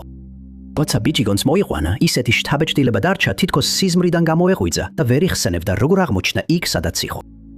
მას არ ახსოვდა ხოლგების გამყიდველთან შეხვედრა ან ხოლგების მიტანა მეზობელ ქალაქამდე კილომეტრობით. ეს იყო შემაშფოთებელი ტენდენციის დასაწყისი დადასის ცხოვრებაში. მას ხშირად ემართებოდა გონების დაკარგვა და იღვიძებდა სახლიდან შორს, ისეთ ადგილებში, სადაც წასვლა არ ახსოვდა. ზოგჯერ გონს რომ მოდიოდა, აღმოაჩენდა, რომ მატარებელში იჯდა და მიემგზავრებოდა ქალაქში, სადაც არასდროს ყოფილა. სხვა შემთხვევებში კი გონს მოდიოდა ციხის საკანში ან პარკის სკამზე, დაბნეული და დეზორიენტირებული. Am რამდენიმე უცნაური შემთხვევის დროს მან ისეთი დიდი მანძილები გაიარა, რომ სახლში დასაბრუნებელი ფული აღარ ჰქონდა და იძულებული იყო სამუშაო ეპოვა, რათა მატარებლის ბილეთის ფული ეშოვა. Am ეპიზოდებიდან ერთ-ერთის დროს იგი საფრანგეთში დააგავეს, როგორც საბუთების არ მქონე მუშა. მისი თანამშრომლები ამჩნევდნენ, რომ ზოგიერთ თვლაში ის უბრალოდ უაზროდ დადიოდა აქეთ-იქით და ვერ ხვდებოდნენ, როგორ ახერხება, რომ არ დაეთხოვათ სამსახურიდან. მან რამდენჯერმე გაატარა დრო ფსიქიკური ჯანმრთელობის დაწესებულებებში, მაგრამ არასოდეს ყოფილა რაიმე ნიშანი იმისა, რომ მას კონკრეტული ტიპის მკურნალობა სჭირდებოდა. მისი ყველაზე შემაშფოთებელი შემთხვევა 1881 წელს მოხდა, როდესაც მან გადაწყვიტა ფრანგულ არმიაში გაწევრიანება. მალე მან გადაიფიქრა და დეზერტირობა მოახდინა, რის შემდეგაც დაბნეულ მდგომარეობაში ფეხით გაემართა მოსკოვში, პრაღის, ბერლინისა და პოზნენის გავლით. როდესაც პრუსიაში ჩავიდა, მას ძაღლი დაესხა თავს და საავადმყოფოში მოხვდა, მაგრამ მისი ნიჰილისტის რეპუტაციის გამო დააკავეს. 3 თვის შემდეგ ის სახლში დააბრუნეს, რის შემდეგაც უბრალოდ დაბრუნდა თავის მოვალეობებზე გაზის ქარხანაში. 1886 წელს დადასმა საბოლოოდ მიიღო გარკვეული პასუხები, როდესაც ექიმმა მას დიაგნოზი დაუსვა დაავადება, რომელსაც დრამანია ეწოდება. ამ დაავადების მქონე ადამიანები განიცდიან დაუძლებელ სურვილს იმოგზაურონ და მალე რამდენიმე სხვა პაციენტსაც იგივე დიაგნოზი დაუსვეს. საინტერესოა, რომ მხოლოდ მამაკაცები იყვნენ ამით დაზარალებულნი. ყველა მათგანი ზომიერი ჩვევების მქონე და მოკრძალებული შემოსავლის მქონე იყო, თუმცა არა ღარიბი. დღეს ეს მდგომარეობა ითვლება პაციენტის უფრო ფართო ფსიქიკური დაავადების ნაწილად. მაგრამ ის ჯერ კიდევ სრულად არ არის გაგებული, მიუხედავად იმისა, რომ ამ თემაზე წლების განმავლობაში მიმდინარეობდა კვლევები. როცა მითიურ არსებებზე ბანშებზე ვფიქრობთ, ჩვეულებრივ წარმოვიდგენთ საშიშ არსებას, რომელიც ბნელ თხიან ადგილას კივის და მის ხმას, ვინც კი გაიგებს ყველა შიშით ივსება.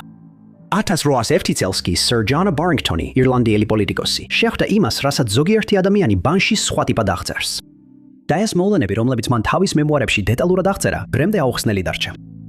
მიუხედავად იმისა, რომ ბარინგტონს ცხოვრებაში ბევრი თავგადასავალი და უცნაური შეხვედრა ჰქონია, ერთი კონკრეტული ღამის მოვლენები უდავოდ ყველაზე უცნაური იყო. 1801 წლის ერთ დღეს, 29 წლით ადრე ვიდრე მისი მემუარები გამოქვეყნდებოდა, ის და მისი მეუღლე დუნდრენში, უიკლოუს საგრაფოში მდებარე საკუთარი სახლიდან დედებლინის სასახლეში გაემგზავრნენ. და იქ ისინი შეხვდნენ პირველ ბარონ როსმორს, რობერტ კანინგემს. ის ცნობილი იყო თავისი მდიდრული წვეულებებით მაუნთ კენედის მამულში და ამჯერადაც დაჟინებით მოითხოვა, რომ ბარინგტონები დასწრებოდნენ. ისინი დათანხმდნენ და მეორე დღეს მის სახლში გაემგზავრნენ, ხოლო ნოყიერი ვახშმისა და რამდენიმე სასმელის შემდეგ წყვილი დაახლოებით შუაღამეს დაწვა დასაძინებლად. მათ დაახლოებით 2 საათი შეძლეს წილი, მაგრამ შემდეგ ბარინგტონი უცნაურმა ხმამ გააღვიძა, რომელიც თავიდან ეგონა, რომ სადღაც უცნობი წყაროდან მოდიოდა რბილი მუსიკა. მან გააცნობიერა, რომ ეს არც მუსიკალური ინსტრუმენტის ხმა იყო და არც ადამიანის ხმა, და თავდაპირველად ეს ხმა მხოლოდ მოკლე მონაკვეთებად ისმოდა. უეცრად გულისცემა აუჩქარდა, თუმცა ვერ ხსნიდა რატო. წყაროს ძიებისას ხმა თანდათან ჩაცხრა, სანამ თითქმის აღარ ისმოდა. მაგრამ შემდეგ თითქოს კრესჩენდოს დროს ხმა სულ უფრო და უფრო ძლიერდებოდა და ტონი თითქმის მუდარას გავდა. მაინც ვერ ხლებოდა საიდან მოდიოდა ხმა და გადაწყვიტა ცოლი გაეღვიძებინა. მანაც მაშინვე გაიგონა ხმა და ისინი დიდ ფანჯარასთან მივიდნენ, რომელიც მამულის ბაღს გადახურებდა, რათა ენახათ იყო თუ არა რამე უჩვეულო. და ისინი შოკში ჩავარდნენ, როცა მიხვდნენ ამას. ხმაური თითქოს ფანჯრის ქვემოთ მდებარე ბალახისგან მოდიოდა და მსახურს თხოვეს გაერკვია რა ხდებოდა. მაგრამ ის ისე შეშინდა, როცა ხმაური გაიგონა, რომ უარი თქვა. ხმა დაახლოებით 30 წუთის განმავლობაში გაგრძელდა, მაგრამ შემდეგ მოულოდნელად შეიცვალა. ბარინგტონმა დაწერა, რომ ბალახის ნაკვეთი თითქოს გულდაწვეტით ამოიოხრა და მათ შეეძლოთ გაეგონათ ტირილის ხმა იმავე ადგილიდან, სანამ ხმა არ დაიწყო ყვირილი. როსმორი. გაფრთხილების გარეშე ხმა მოულოდნელად გაჩერდა და მიუხედავად იმისა, რომ შეშინებულები იყვნენ, წყვილი ისევ საწოლში დაბრუნდა. მაგრამ ეს საიდუმლოს დასასრული არ იყო, რადგან ისინი ძალიან შემაშფოთებელი ამბებით გაიღვიდეს. დაახლოებით დილის 7 საათზე ერთ-ერთმა მსახურმა მათი ოთახის კარზე დააგაგუნა და ნერვიულმა ბარინგტონმა გააღო. ჯერ კიდევ ფიქრობდა რამდენიმე საათის წინ მომხდარ უცნაურ მოვლენებზე. მისთვის გულდასაცვეთი და დამაბნეველი იყო, როცა აცნობეს, რომ მისი მეგობარი ბარონი როსმორი მოულოდნელად და აუხსნელად გარდაიცვალა დაახლოებით ღამის 2 საათსა და 30 წუთზე. იმავე დროს, როცა ხმა ისმოდა და მის სახელს ეძახდა. რადგან ის იმ დროს ჯანმრთელი და კარგ განწყობაზე იყო, მისი გარდაცვალების მიზეზი ვერასდროს დაადგინეს. რის გამოც ზოგიერთს სჯეროდა, რომ იმ ღამით გაგონილ ბანში ან მისი მოახლოებული აღსასრულის შესახებ იცოდა, ან როგორღაც თავად იყო პასუხისგებელი. თუმცა ეს რა თქმა უნდა არასოდეს დამტკიცებულა.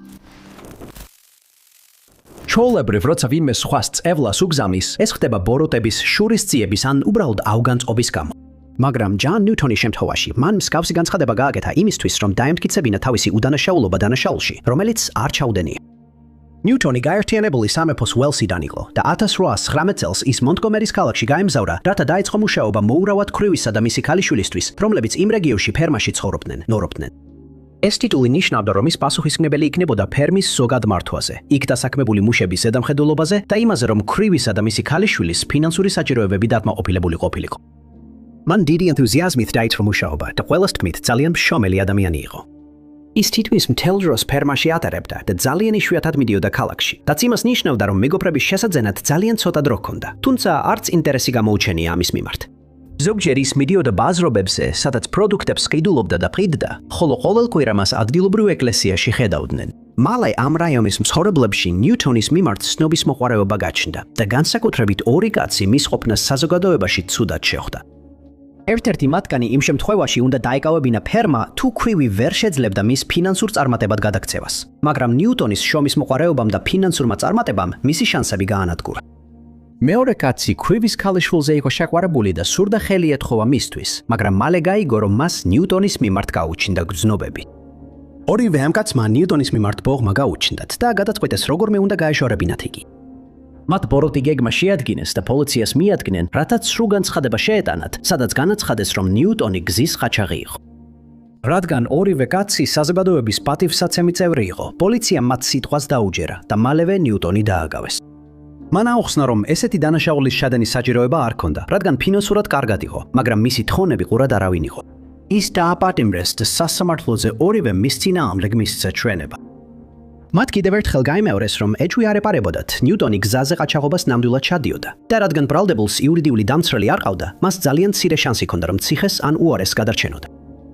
მოსამართლეს, რომელიც ამ საქმეს ხელმძღვანელობდა, არანაირი ინტერესი არ ჰქონდა ნიუტონის უდანაშაულობის მტკიცების მიმართ და სწრაფად გამოიტანა დამნაშავედ ცნობის განაჩენი, მიუხედავად იმისა, რომ არ არსებობდა არანაირი მტკიცებულება, რომ მას მსგავსი დანაშაული ან საერთოდ რაიმე დანაშაული ჩაედინა ამ ტერიტორიაზე ცხოვრებისას.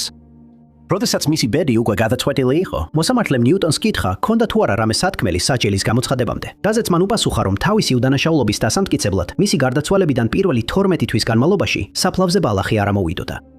ამბობენ, რომ იმ დღეს, როდესაც განაჩენი აღსრულდა, მოულოდნელად დღე დაბნელდა და მეხის გრუხუნი და ელვა კილომეტრებზე ისმოდა და ჩანდა მიუხედავად იმისა, რომ მანამდე დილა მზიანი და სასიამოვნო იყო.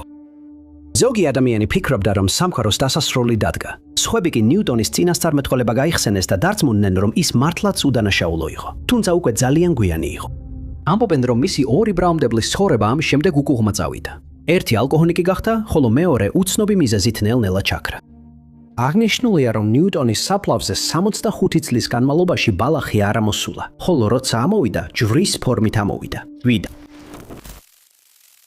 არსებობს რამდენიმე თეორია, რომლებიც ცდილობენ ახსნან, რა დაემართა გაზ 2-ის ეკიპაჟს. ეს არის 39 ფუტიანი კატამარანი, რომელიც 2007 წელს ავსტრალიის სანაპიროსთან დიდ ბარიერულ რიფთან ახლოს უპატრონოდ მიცურავდა. გაზ 2 ის მფლობელმა დას ბატენმა გემი ფერთში შეიძინა და ინტრის 14 აპრილს გეგმავდა დაბრუნებას ორი ეკიპაჟის წევრთან ერთად. ესენი იყვნენ ძმები პიტერ და ჯონ თანცდალები. როდესაც დადგა ეს დღე, ისინი კარგ განწყობაზე გავიდნენ შოულჰეივენის ნავსადგურიდან κουინსლენდის შტატში, მაგრამ იძულებულნი გახდნენ დაბრუნებულიყვნენ, რადგან კატამარანის GPS მოწყობილობა მუშაობა შეწყვიტა. რადგან ეს იყო ბატენის პირველი გრძელი მოგზაურობა ამ გემით, მან გადაწყვიტა უკეთესი იქნებოდა დარწმუნებულიყო, რომ გემზე არსებული ყველა მოწყობილობა გამართულად მუშაობდა, სანამ ღია ოკეანეში გავიდოდნენ, რადგან მას და ძმებს დაახლოებით 3500 საზღვაო მილის დაფარვა მოუწევდათ. მათ ეგონათ, რომ მოგზაურობა დაახლოებით 2 თვეს გასტანდა და როდესაც GPS სისტემა შეაკეთეს, 15 აპრილს კვლავ შეძლეს ზღვაში გასვლა. შემდეგი 3 დღის განმავლობაში ბატენისა და მისი 2 კაციანი ეკიპაჟისგან არავის არაფერი გაუგია. და 18 აპრილს ქაზორი საბოლოოდ შენიშნა სანაპირო დაცვის თვითმფრინავმა, თაუნსვილიდან დაახლოებით 100 მილის ჩრდილო-აღმოსავლეთით. პილოტმა აღნიშნა, რომ ხომალდი თითქოს უმისამართოდ დაცურავდა და მან ამის შესახებ შესაბამის ორგანოებს აცნობა. Queensland-ის საგანგებო სიტუაციების მართვის სამსახური ინფორმირებული იქნა და ქორი ბენსონი ეკიპაჟთან ერთად გაგზავნეს საგამოძიებლად.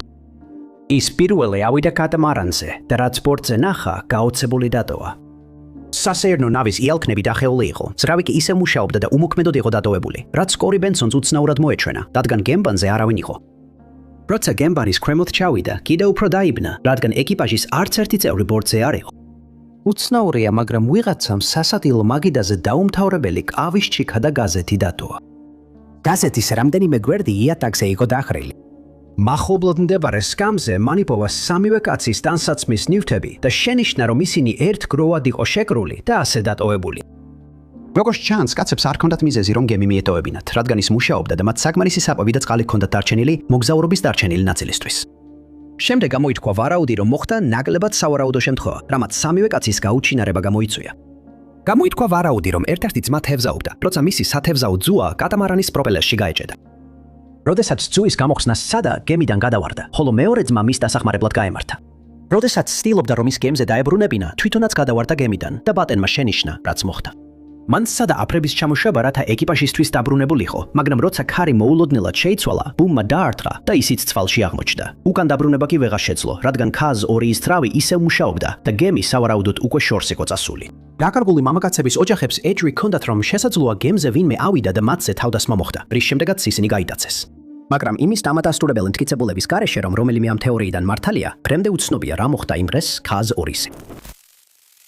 ყოველთვის, როცა ცაში უცნაური ნათებების შესახებ ცნობებს ვხედავთ, უმეტესობა ჩვენგანი იწყებს ფიქრს ამოუცნობ მფრინავ ობიექტებზე, რადგან ასეთი ნათებების შესახებ შეტყობინებები, როგორც წესი, ასობით ათას განცხადებაში ერთიანდება, სადაც საზოგადოება ამტკიცებს, რომ უცხო პლანეტელთა ხომალდი შენიშნეს. მაგრამ სხვა მრავალი საიდუმლოც უკავშირდება აუხსნელი ნათებების დანახვას, რომელთაგან ერთ-ერთია ალია ლაიტსის შემთხვევა. ეს საიდუმლო საუკუნეების წინანდელია და პირველად მასზე დასავლეთ ბენგალის მეთევზეებმა ინდოეთში შეატყობინეს. მაგრამ ეს ნათებები დღემდე პერიოდულად ჩანს და მათთვის საბოლოო ახსნა არასდროს უპოვიათ. თანამედროვე დროში მეთევზეები, რომლებიც ამ რეგიონის ჭაობებსა და ჭანჭრობებში ბევრ დროს ატარებენ, ხშირად აწყლებიან ამ ფენომენს და დროთა განმავლობაში ამ ადგილების მცხოვრებლებმა დაიწყეს დაჯერება, რომ სწორედ ეს ნათებებია იმ ტრაგედიების მიზეზი, რაც იქ მოხდა. ბევრი მოწმე ამბობს, რომ პირველად შორიდან შენიშნეს პატარა მოცინციმე ნათების ბურთი, ხოლო როდესაც მიუახლოვდნენ, მთელი ტერიტორია უცნაური ჰიპნოზური ნათებით განათდა და მათზე ეს ნათება მომნუსხოლად იმოქმედა. მოგვიანებით ბევრი მეთევზე დაბნეული და დეზორიენტირებული იპოვეს. ისინი ხსნიდნენ, რომ ნათებების დანახვის შემდეგ სწრაფად დაკარგეს ორიენტაცია და აღმოჩნდნენ ისეთ ადგილას, სადაც წასვლა საერთოდ არ ჰქონდათ განზრახული. უმეტესობა ადამიანებისა, ვინც ალიას ნათებები ნახა, აღწერს მათ როგორც ლურჯ თეთრ ან ყვითელ ფერად და ხშირად შორიდან ანთებულ ფარნებს ამსგავსებენ. საინტერესოა, რომ ისინი როგორც პინდისას, ისე ღამის გვიან საათებშიც ჩანს, მაგრამ არასდროს დღისით. მიუხედავად იმისა, რომ ისინი ძირითადად ინდოეთში ჩანს, არაერთხელ დაუნახავთ ბანგლადეშში, დიდ ბრიტანეთში, სადაც მათ will o' the wisps უწოდებენ, ფინეთში, ავსტრალიაში, ასევე ჩრდილოეთ და სამხრეთ ამერიკაში. ფინეთში მიაჩნიათ, რომ როდესაც ამ ნათებათაგან ერთ-ერთს დაინახავენ, ეს დამალული განძის ადგილმდებარეობას აღნიშნავს. თუმცა ეს რა თქმა უნდა ურბანული ლეგენდაა. ამერიკაში ბევრი ადამიანი მიიჩნევს, რომ ეს ნათებები იმ ადამიანების სულებია, ვინც ამ ტერიტორიაზე სიცოცხლე დაკარგა. თუმცა უმეტესობას, ვინც მათ ნახავს, არ აქვს ახსნა იმისა, რაც დაინახა. მიუხედავად იმისა, რომ ეს თეორიები წლების განმავლობაში განსაკუთრებით ინტერნეტში პოპულარული გახდა, მეცნიერებმა სცადეს ამ მოვლენებისთვის გონივრული ახსნა მოეძებნათ და რამდენიმე შესაძლო, თუმცა დაუმტკიცებელი თეორიაც ამოაყენეს. ყველაზე ხშირად ამოყენებული თეორია ისაა, რომ ეს ნათებები წარმოიქმნება ჭაობის ან მეთანის გაზის გამო, რადგან მეთანი ჟანგვისას სინათლეს გამოყოფს. სხვები ფიქრობენ, რომ ალი წარმოიქმნება გაზისგან, რომელიც ჭაობის ქვეშიდან ამოდის, და რომ ეს ნათებები მხოლოდ მკრთალ სინათლეში ჩანს, რადგან წარმოქმნილი ალი თითქმის გამჭვირვალეა. ასევე არსებობს თეორია, რომ ეს ნათურები წარმოიქმნება აერობული დეგრადაციის შედეგად, ანუ მაშინ, როცა ორგანული მასა, მაგალითად ჭაობის მცენარეები, ულპობას იწვევს. მცენარეები იძირებიან ჭაობის ფსკერზე, სადაც მათ მიწა ფარავს, და ისინი კიდევ უფრო სწრაფად ულპებიან. ზოგ შემთხვევაში შედეგად წარმოიქმნება აირების ნაზავი, რომელიც შეიცავს ფოსფორსაც, რაც ახსნიდა იმ ფერებს, რომლებიც დაფიქსირებულა, რადგან სინათლე წარმოიქმნება მაშინ, როცა მეთანი ფოსფორს ერევა, რომელიც ასევე შეიძლება თვითონვე ალდეს დახმარების გარეშე. ამ დროისთვის ალეას ნათებები საბოლოოდ არ არის ახსნილი და საჭიროა მეტი კვლევა, სანამ სრულად გავიგებთ რა იწვევს ამ ფენომენს. ფრაზა broken arrow გამოიყენება ASHS-ში სამხედრო ძალების მიერ ბირთვული იარაღის შემთხვევით ინციდენტების აღსანიშნავად, მაგალითად შემთხვევითი გაშვებისას. ან ერთ-ერთი ესეთი იარაღის დაკარგვა, ან მოპარვა, ან სიტუაცია, როდესაც იარაღი დაზიანდა ისე, რომ არ წარმოადგენდა საფრთხეს არავისთვის. ამიტომ ეს არ არის ფრაზა, რომელიც სამხედროებში ვინმე სურს მოისმინოს. მაგრამ 1958 წელს სწორედ ეს მოხდა ინციდენტის დროს, რომელიც დღემდე გადაუჭრელია. იმ წლის 5 თებერვალს B-52 ტიპის ბომბდამშენს მართავდა პოლკოვნიკი ჰოვარდ რიჩარდსონი და ის აფრინდა ჰომსტედის საჰაერო ძალების ბაზიდან ფლორიდაში. ის ასრულებდა მტრის თვითმფრინავის როლს, რომელიც დატვირთული იყო აზოტის ბომბით საჰაერო ძალების ერთ-ერთი სამხედრო წვრთნის დროს. მას უთხრეს ჩრდილოეთით გაფრენილიყო, სანამ სავანას სანაპიროს არ მიაღწევდა და შემდეგ დაბრუნებულიყო. იმ დროს ცივი ომი მიმდინარეობდა და აშშ-ში დარწმუნებული იყო, რომ საბჭოთა კავშირი ერთ დღეს თავდასხმას დაიწყებდა. შიში ის იყო, რომ ისინი ბირთვულ იარაღს გამოიყენებდნენ, ამიტომ წვრთნები აშშ-ში საჰაერო ძალების პილოტების ასეთი შემთხვევისთვის მოსამზადებლად ტარდებოდა. Richardson მტრის თვითმფრინავის როლს ასრულებდა, ხოლო ლეიტენანტი Clarence Stewart-ი სხვა თვითმფრინავს მართავდა იმავე ტერიტორიაზე და აშშ-ის გამანადგურებელი პილოტის როლში იყო. მან საბოლოოდ დაეწია Richardson's, მაგრამ შემდეგ შეცდომა დაუშვა, რაც მაშინვე ინანა. ერთ მომენტში ის ძალიან ახლოს მიუახლოვდა Richardson-ის თვითმფრინავს და B-52-ის მარჯვენა ფრთას დაეჯახა. ამან თითქმის მთლიანად მოაშორა თვითმფრინავის ერთ-ერთი ძრავა და სრულად გაანადგურა მისი საწვავის ავზი. Richardson-მა მაშინვე მიხვდა, რომ საფრთხეში იყო და რამდენიც არ უნდა ეცადა, თვითმფრინავის კონტროლი ვეღარ დაიბრუნა. თვითმფრინავმა მაშინვე დაკარგა 18,000 ფუტის სიმაღლე და როცა 20,000 ფუტამდე დაეშვა, Richardson-მა საბოლოოდ შეძლო კონტროლის აღდგენა. ამასობაში Stewart-მა პარაშუტით დატოვა თავისი თვითმფრინავი და უსაფრთხოდ ეშვებოდა მიწაზე. Richardson-ს სხვა გზა არ ჰქონდა, უნდა გაეგრძელებინა ფრენა, რადგან მას თან ჰქონდა ნამდვილი წყალბადის ბომბი, რომელიც ჰიროსიმაზე ჩამოგდებულ ბომბზე 100 ჯერ ძლიერი იყო. მან შეძლო თითქმის მთელი გზა გაევლო სავანაში მდებარე ჰანტერის საჰაერო ძალების ბაზამდე, მაგრამ ვერ იყო დარწმუნებული, რომ უსაფრთხოდ დაჯდებოდა. ამიტომ გადაწყვიტა ბომბი მოეშორებინა თვითმფრინავიდან და ჩაეგდო Warsaw Sound-ში, რომელიც ჯორჯიაში დაიბის კუნძულის მახლობლად მდებარეობს. რადგან წყალი Warsaw-ს Sound-ის უმეტეს ნაწილში ძალიან მარჩია, Richardson სჯეროდა, რომ ბომბს ადვილად იპოვიდნენ და ამოიღებდნენ. მაგრამ მოგვიანებით გაიგო, რომ ასე არ მოხდა. ის უვნებლად დაბრუნდა ბაზაზე და მაშინვე დაიწყო ძებნა. საზღვაო ძალებმა, სანაპირო დაცვამ და საჰაერო ძალებმა გაჩრიგეს ის ტერიტორია, სადაც Richardson-მა ბომბი გადააგდო, მაგრამ მისი კვალი ვერ ნახეს. მკვინთავებმა ვერ იპოვეს მისი კვალი, მიუხედავად სონარის გამოყენებისა და თხევის კაბელებმაც ვერ მიაგნეს მას. ძებნა მთელი თვე გაგრძელდა, მაგრამ აუხსნელად მოწყობილობა ვერასდროს იპოვეს და ის დღემდე დაკარგულად ითვლება. ისტორიის განმავლობაში არქეოლოგებმა აღმოაჩინეს მტკიცებულებები, რომ ზოგიერთმა უძველესმა ცივილიზაციამ როგორღაც მიიღო ცოდნა ჩვენი მზის სისტემის შესახებ, რაც როგორც მიორც მიაჩნდათ, მათი გაგების ფარგლებს ბევრად სდებოდა. ზოგიერთი მიიჩნევს, რომ Stonehenge, რომელიც მდებარეობს Salisbury-ის ველზე ინგლისში, ამის კარგი მაგალითია. თუმცა ექსპერტებს ჯერ კიდევ არ აქვთ ზუსტი პასუხი, რა დანიშნულება ჰქონდა ამ ცნობილ ნაგებობებს. ექსპერტების უმეტესობა მიიჩნევს, რომ ეს ადგილი სინამდვილეში გამოიყენებოდა წინაპართა თაყვანისცემის, დაკრძალვის ცერემონიების ან სულიერი რიტუალებისთვის. თუმცა საბოლოო პასუხი არასდროს აღმოჩენილა, რაც ასევე ეხება კიდევ ერთ იდუმალ ადგილს, სახელად Nabta Playa. ეს ადგილი აღმოაჩინა ამერიკელმა არქეოლოგმა Fred Wendorf-მა მაშინ, როცა ეგვიპტის მთავრობა ნილოსის მდინარეზე კაშხლის პროექტს გეგმავდა. კაშხლის აშენების შემთხვევაში ბევრი მნიშვნელოვანი ადგილი, მათ შორის Nabta Playa, დაიტბორებოდა და დაიკარგებოდა. ამიტომ UNESCO-მ გადაწყვიტა ჩაარევა. მათ მთავრობას ფინანსები მიაწოდეს, რათა მნიშვნელოვანი ნაგებობები ახალ ადგილებზე გადაეტანათ. და სანამ ყველა ამ ძეგლებზე იყო კონცენტრირებული, Wendorf-მა საჰარის უდაბნოში სხვა ადგილებში დაიწყო გათხრები. მან და მისმა მეგზურმა ბედუინმა Nabta Playa-ს შემადგენელი მეგალითები აღმოაჩინეს.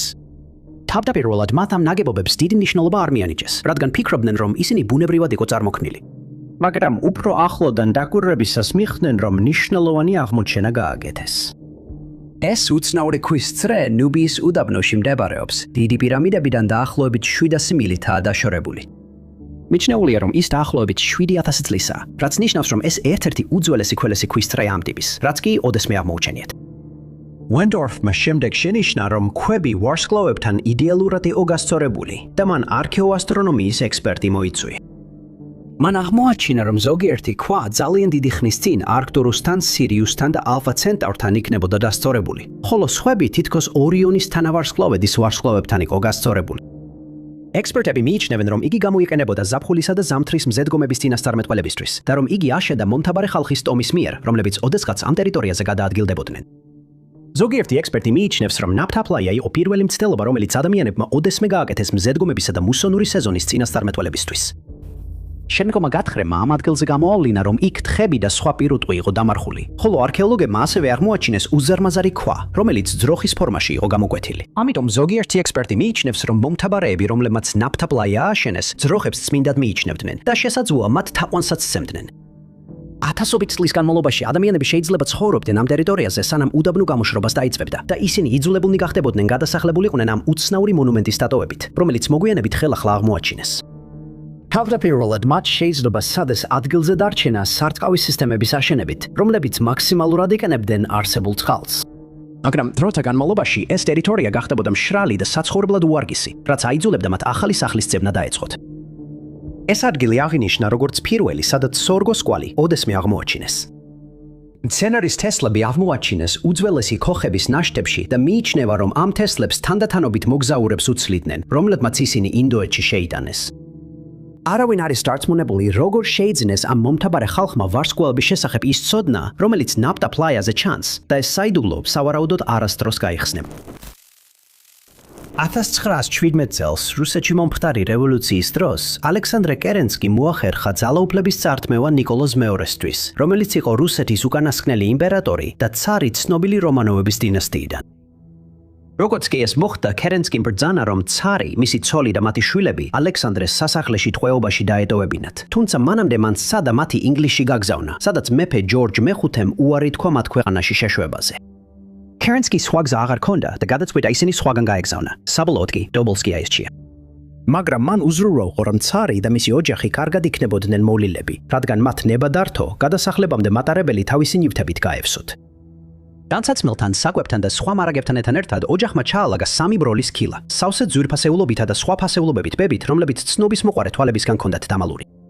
ამბობენ, რომ ქილები სავსე იყო სამკაულებით, რომლებშიც იყო ბრილიანტები, ძვირფასი ქვები და ოქრო, რაც დრევანდელი სტანდარტებითაც კი დიდ ქონებად ითვლებოდა.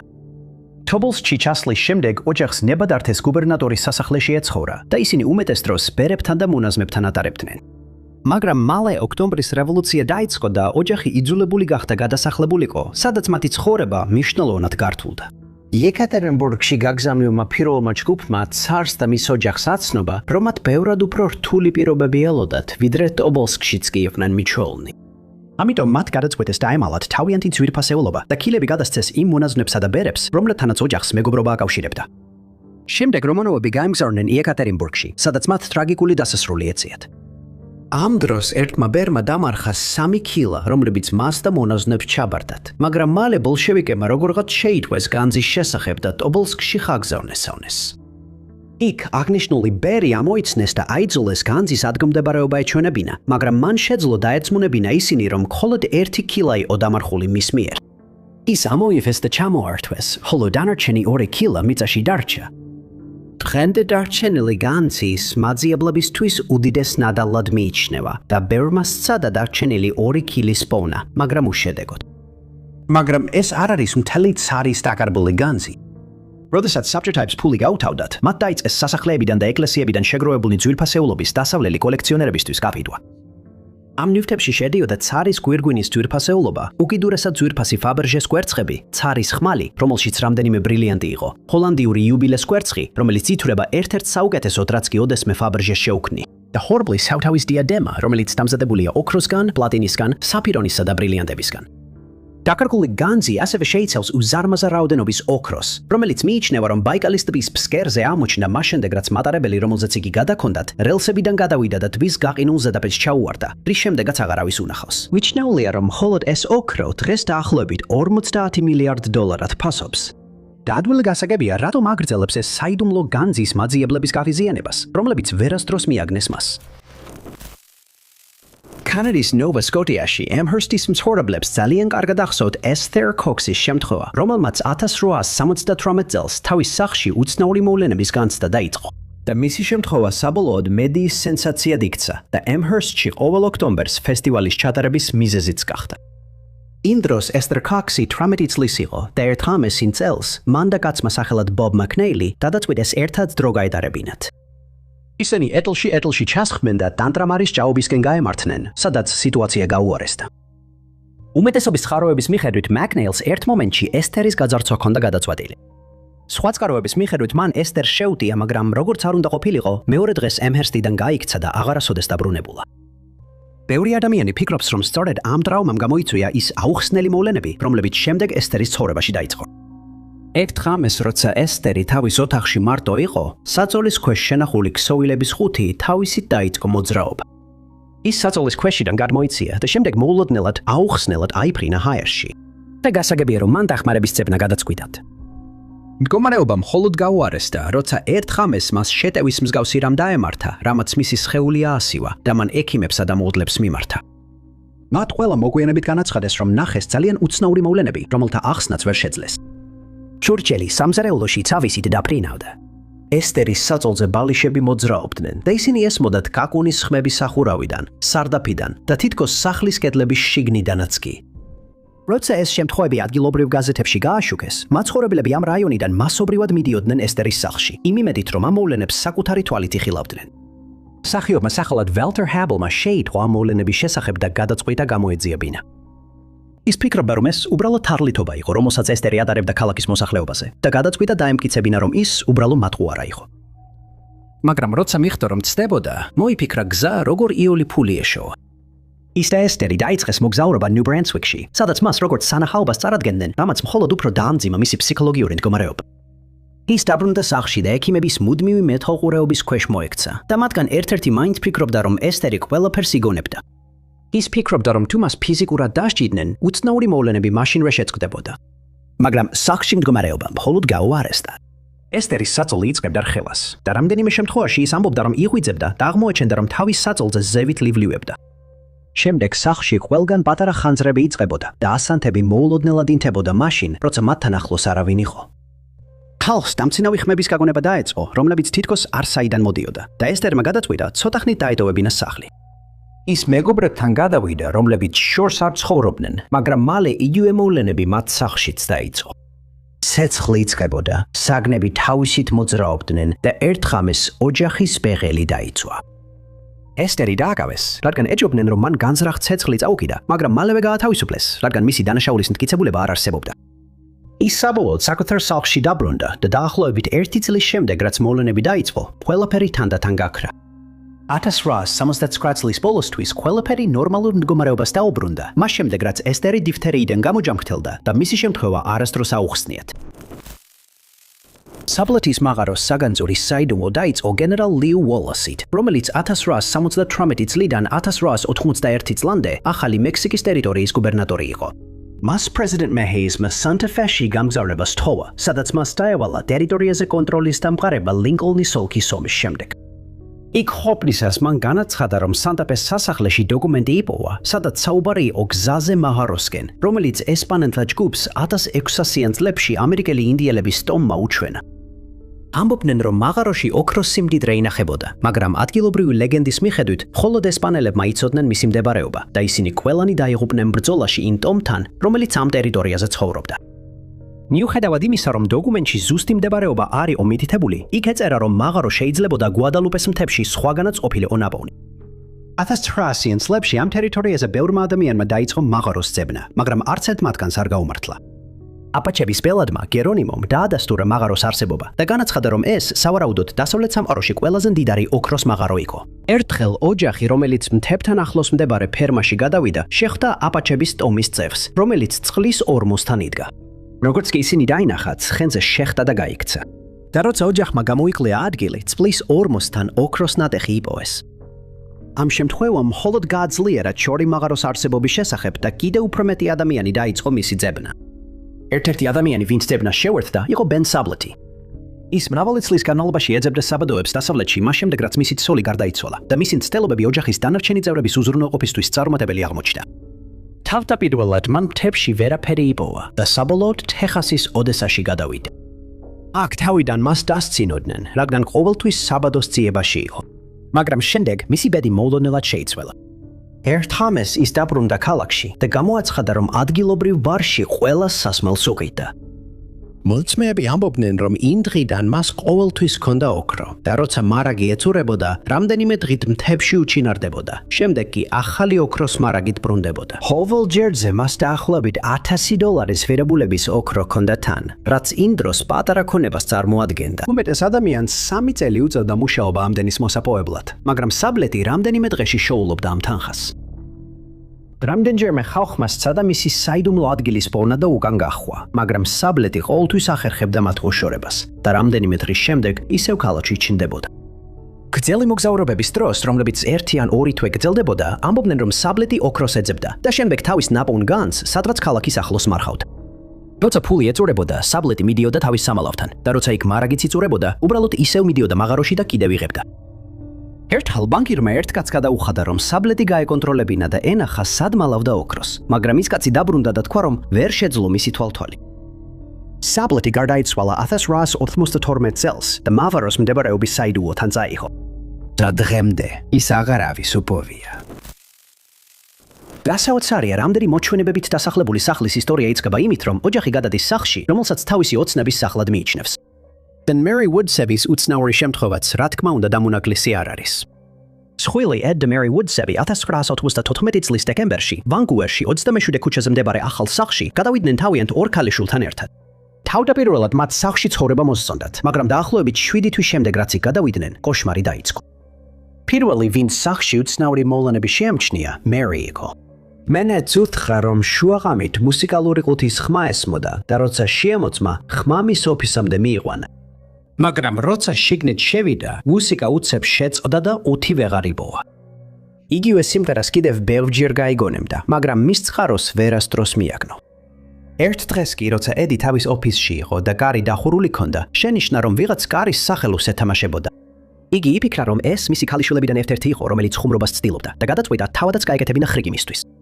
მან შუმად მიუახლოვდა კარს და უცებ გაახო, სრულიად დარწმუნებული, რომ მეორე მხარეს შეშინებულ ქალიშვილს დაინახავდა. მაგრამ როცა კარი გაიღო, იქ არავინ იყო. მან მაშინვე მოიარა სახლის ყველა საძინებელი და ნახა, რომ მარი და 2 გოგონა შვიდად ეძინათ. ის დარწმუნებული იყო, რომ ამას რაციონალური ახსნა უნდა ქონოდა. ამიტომ მან და მარიმ სეისმოლოგს მიმართეს, რომელმაც დაადასტურა, რომ იმ ღამით სეისმური აქტივობა არ ყოფილა. ისინი ახსნის გარეშე დარჩნენ, მაგრამ ეს მხოლოდ ოჯახის პრობლემების დასაწყისი იყო. ერთ ღამეს მარი შეშინდა, როცა სახლში ქალის ფიგურა დაინახა, რომელსაც ღამის პერანგი ეცვა და თავსაფარი ჰქონდა შემოხვეული. თითქოს არ იცოდა სად იმყოფებოდა. მან გარკვეული კვლევა ჩაატარა და დაადგინა, რომ ეს ქალი წლების წინ ამ სახლში ცხოვრობდა, სანამ კიბოთი გარდაიცვლებოდა. შემდგომში დადგინდა, რომ ამ ქალის 2 ქალიშვილი, ედსა და მარის ოთახში იძინებდნენ და ისინი ფიქრობდნენ, რომ ქალი მათ სანახავად შემოვიდა, როცა დაინახეს. მოგვიანებით მარის დაუკავშირდა ქალი, რომელიც ყოფილი მაცხოვრებლის მეგობარი იყო და დაამატა, რომ ის და მარი ერთმანეთს თხუპებივით გავდნენ. მან ივარაუდა, რომ სწორედ ამიტომ იზიდავდა ქალის სული მას და მის 2 ქალიშვილს. ამ ხილვიდან მალე ედსაც თავისი ხილვა ჰქონდა. მან მერის უამბო, რომ ერთ ღამეს, როცა სახლის მისაღებ ოთახში შევიდა, გაოცდა, როცა იქ მდგარი კაცი დაინახა. მან აღწერა, რომ ის კაცი მდინარის გემის აზარტულ მოთამაშესავით იყო ჩაცმული, სქელი ულვაშით. ედი ადგილზე გაკვავდა შენიშნა, რომ ის ფიგურა საერთოდ არ იძროდა. ბოლოს ის კაცი უბრალოდ გააქრა, თითქოს იქ საერთოდ არ ყოფილა. ერთხელ მერი და მისი ქალიშვილებიდან ერთ-ერთი ტელევიზორს უყურებდნენ, როცა მერიმ ქალიშვილის ხარხარი გაიგონა და ახედა, რომ გაეგო რა ხდებოდა. მაგრამ მისი გაკვირვებით ქალიშვილი ღრმად ეძინა და მიხვდა, რომ ხმა სხვაგანიდან მოდიოდა. ამის შემდეგ, როგორც მერი, ისე ედი ხშირად ხედავდნენ პატარა გოგონას, რომელიც სახლში დარბოდა და ამბობდნენ, რომ როცა მას შეამჩნევდნენ, ის ხით-ხით იწყებდა. ერთ-ერთი ყველაზე შემაძრწუნებელი და განმეორებადი მოვლენა, რაც ოჯახმა გადაიტანა, იყო მაშინ, როცა რომელიმე მათგანი შხაპს ირებდა. უხილავი ხელი შეეხებოდა ან ცდილობდა ჩახუტებას და ეს ერთხელ მის შვილსაც დაემართა, როცა სტუმრად იყო.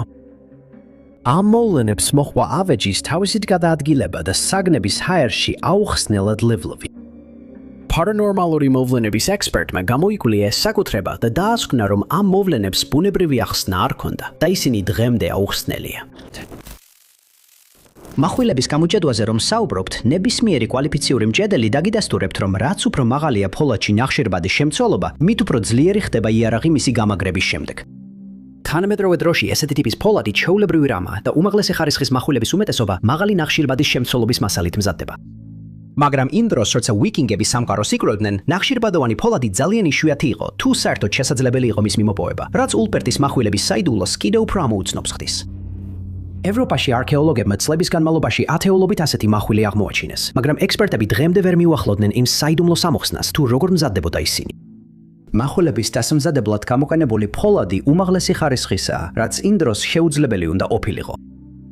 თითოეულ იარაღზე გამოსახულია წარწერა ულფპერტი და 2 ჯვარი.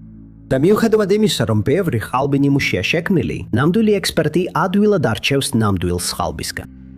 ხანმოკლე პერიოდის განმავლობაში მიაჩნდათ, რომ იარაღები აზიაში ან ახლო აღმოსავლეთში იყო გამოჯედილი, მაგრამ ფოლადის შემადგენლობა მიუთითებს, რომ ის ცენტრალური ევროპის რომელიღაცა ადგილიდან იყო მოპოვებული.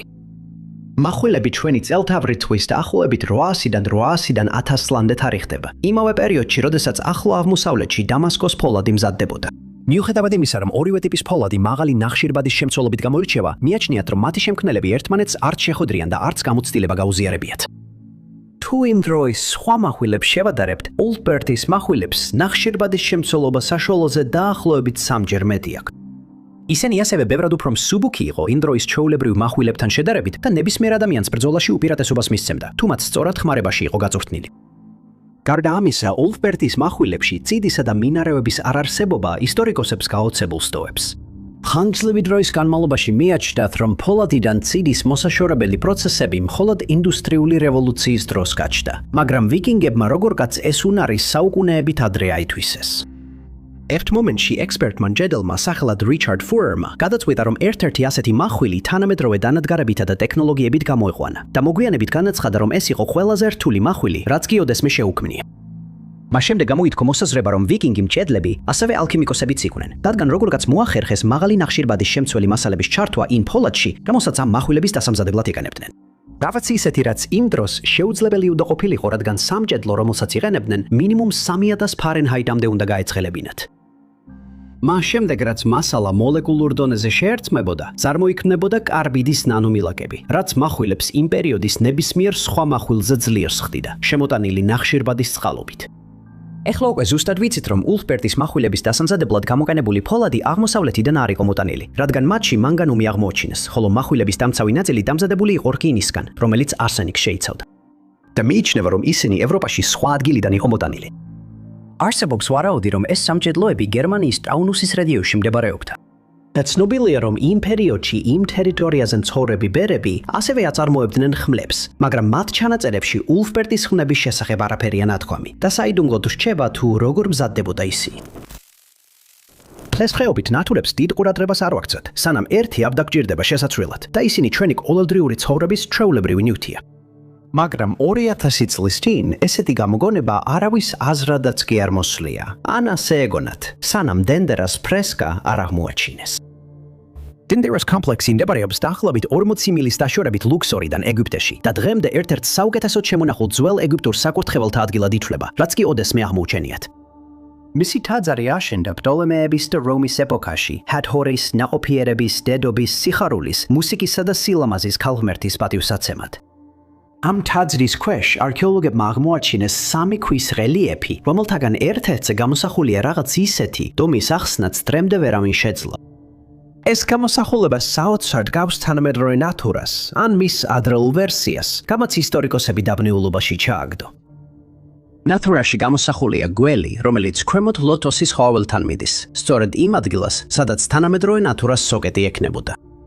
ასევე გამოსახულია პატარა მავთული, რომელზეც ჰაერის ღმერთი მუხლმოდრეკილი დგას.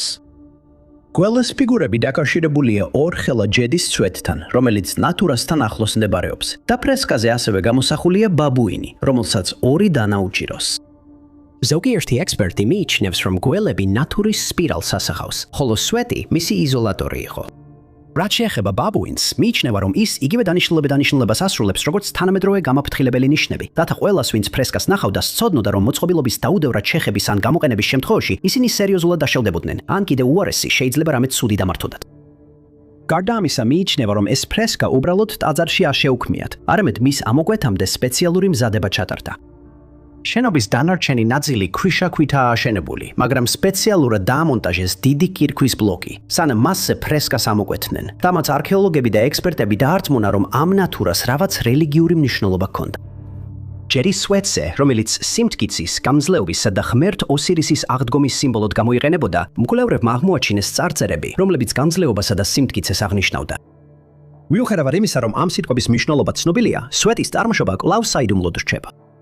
მიუხედავად იმისა, რომ ვარაუდი თითქოს ძველი ეგვიპტელები 1000 წლის წინ ნათურებს იყენებდნენ, ნაკლებად სავარაუდოა, ბევრი ექსპერტი ვარაუდობს, რომ მათი მღვდლები ატარებდნენ გარკვეულ რიტუალებს, რომელთა დროსაც სინათლის წარმოქმნა შეეძლოთ. ბევრი ისტორიკოსი მიიჩნევს, რომ ფრესკა სინამდვილეში ნათურის გამოსახატავად არასდროს ყოფილა გამიზნული, თუმცა სხვები ფიქრობენ, რომ მსგავსებები ძალიან ზუსტია, რომ შემთხვევითობა იყოს. ისინი ვარაუდობენ, რომ ძველმა ეგვიპტელებმა როგორღაც ხელოვნური სინათლის საიდუმლოს მიაგნეს და ეს ცოდნა დროთა განმავლობაში დაიკარგა. შუქურის მსვლის ცხოვრება მე-20 საუკუნის დასაწყისში ძალიან განსხვავდებოდა დღევანდელისგან, განსაკუთრებით მაშინ, როცა შუქურა ნაპირს მოშორებით იდგა, როგორც ეს იყო აიაილი მურის სანათურის შემთხვევაში, რომელიც შოტლანდიაში პლანანის კუნძულებზე მდებარეობს. იმ დროს შუქურაში ერთდროულად 3 მცველი მუშაობდა. ისინი მორიგეობით მიდიოდნენ კუნძულზე და იქ 6 კვირა რჩებოდნენ, სანამ შემცვლელი ჩაანაცვლებდა, შემდეგ კი 2 კვირა ისვენებდნენ, სანამ შემდეგ გრძელ მორიგეობაზე დაბრუნდებოდნენ. Eileen Moore's საიდუმლო დაიწყო 1900 წლის 26 დეკემბერს, როდესაც კაპიტანი ჯეიმს ჰარვი და მისი ეკიპაჟი კუნძულზე გაემგზავრნენ შუქურის ახალმცველ ჯოზეფ მორთან ერთად.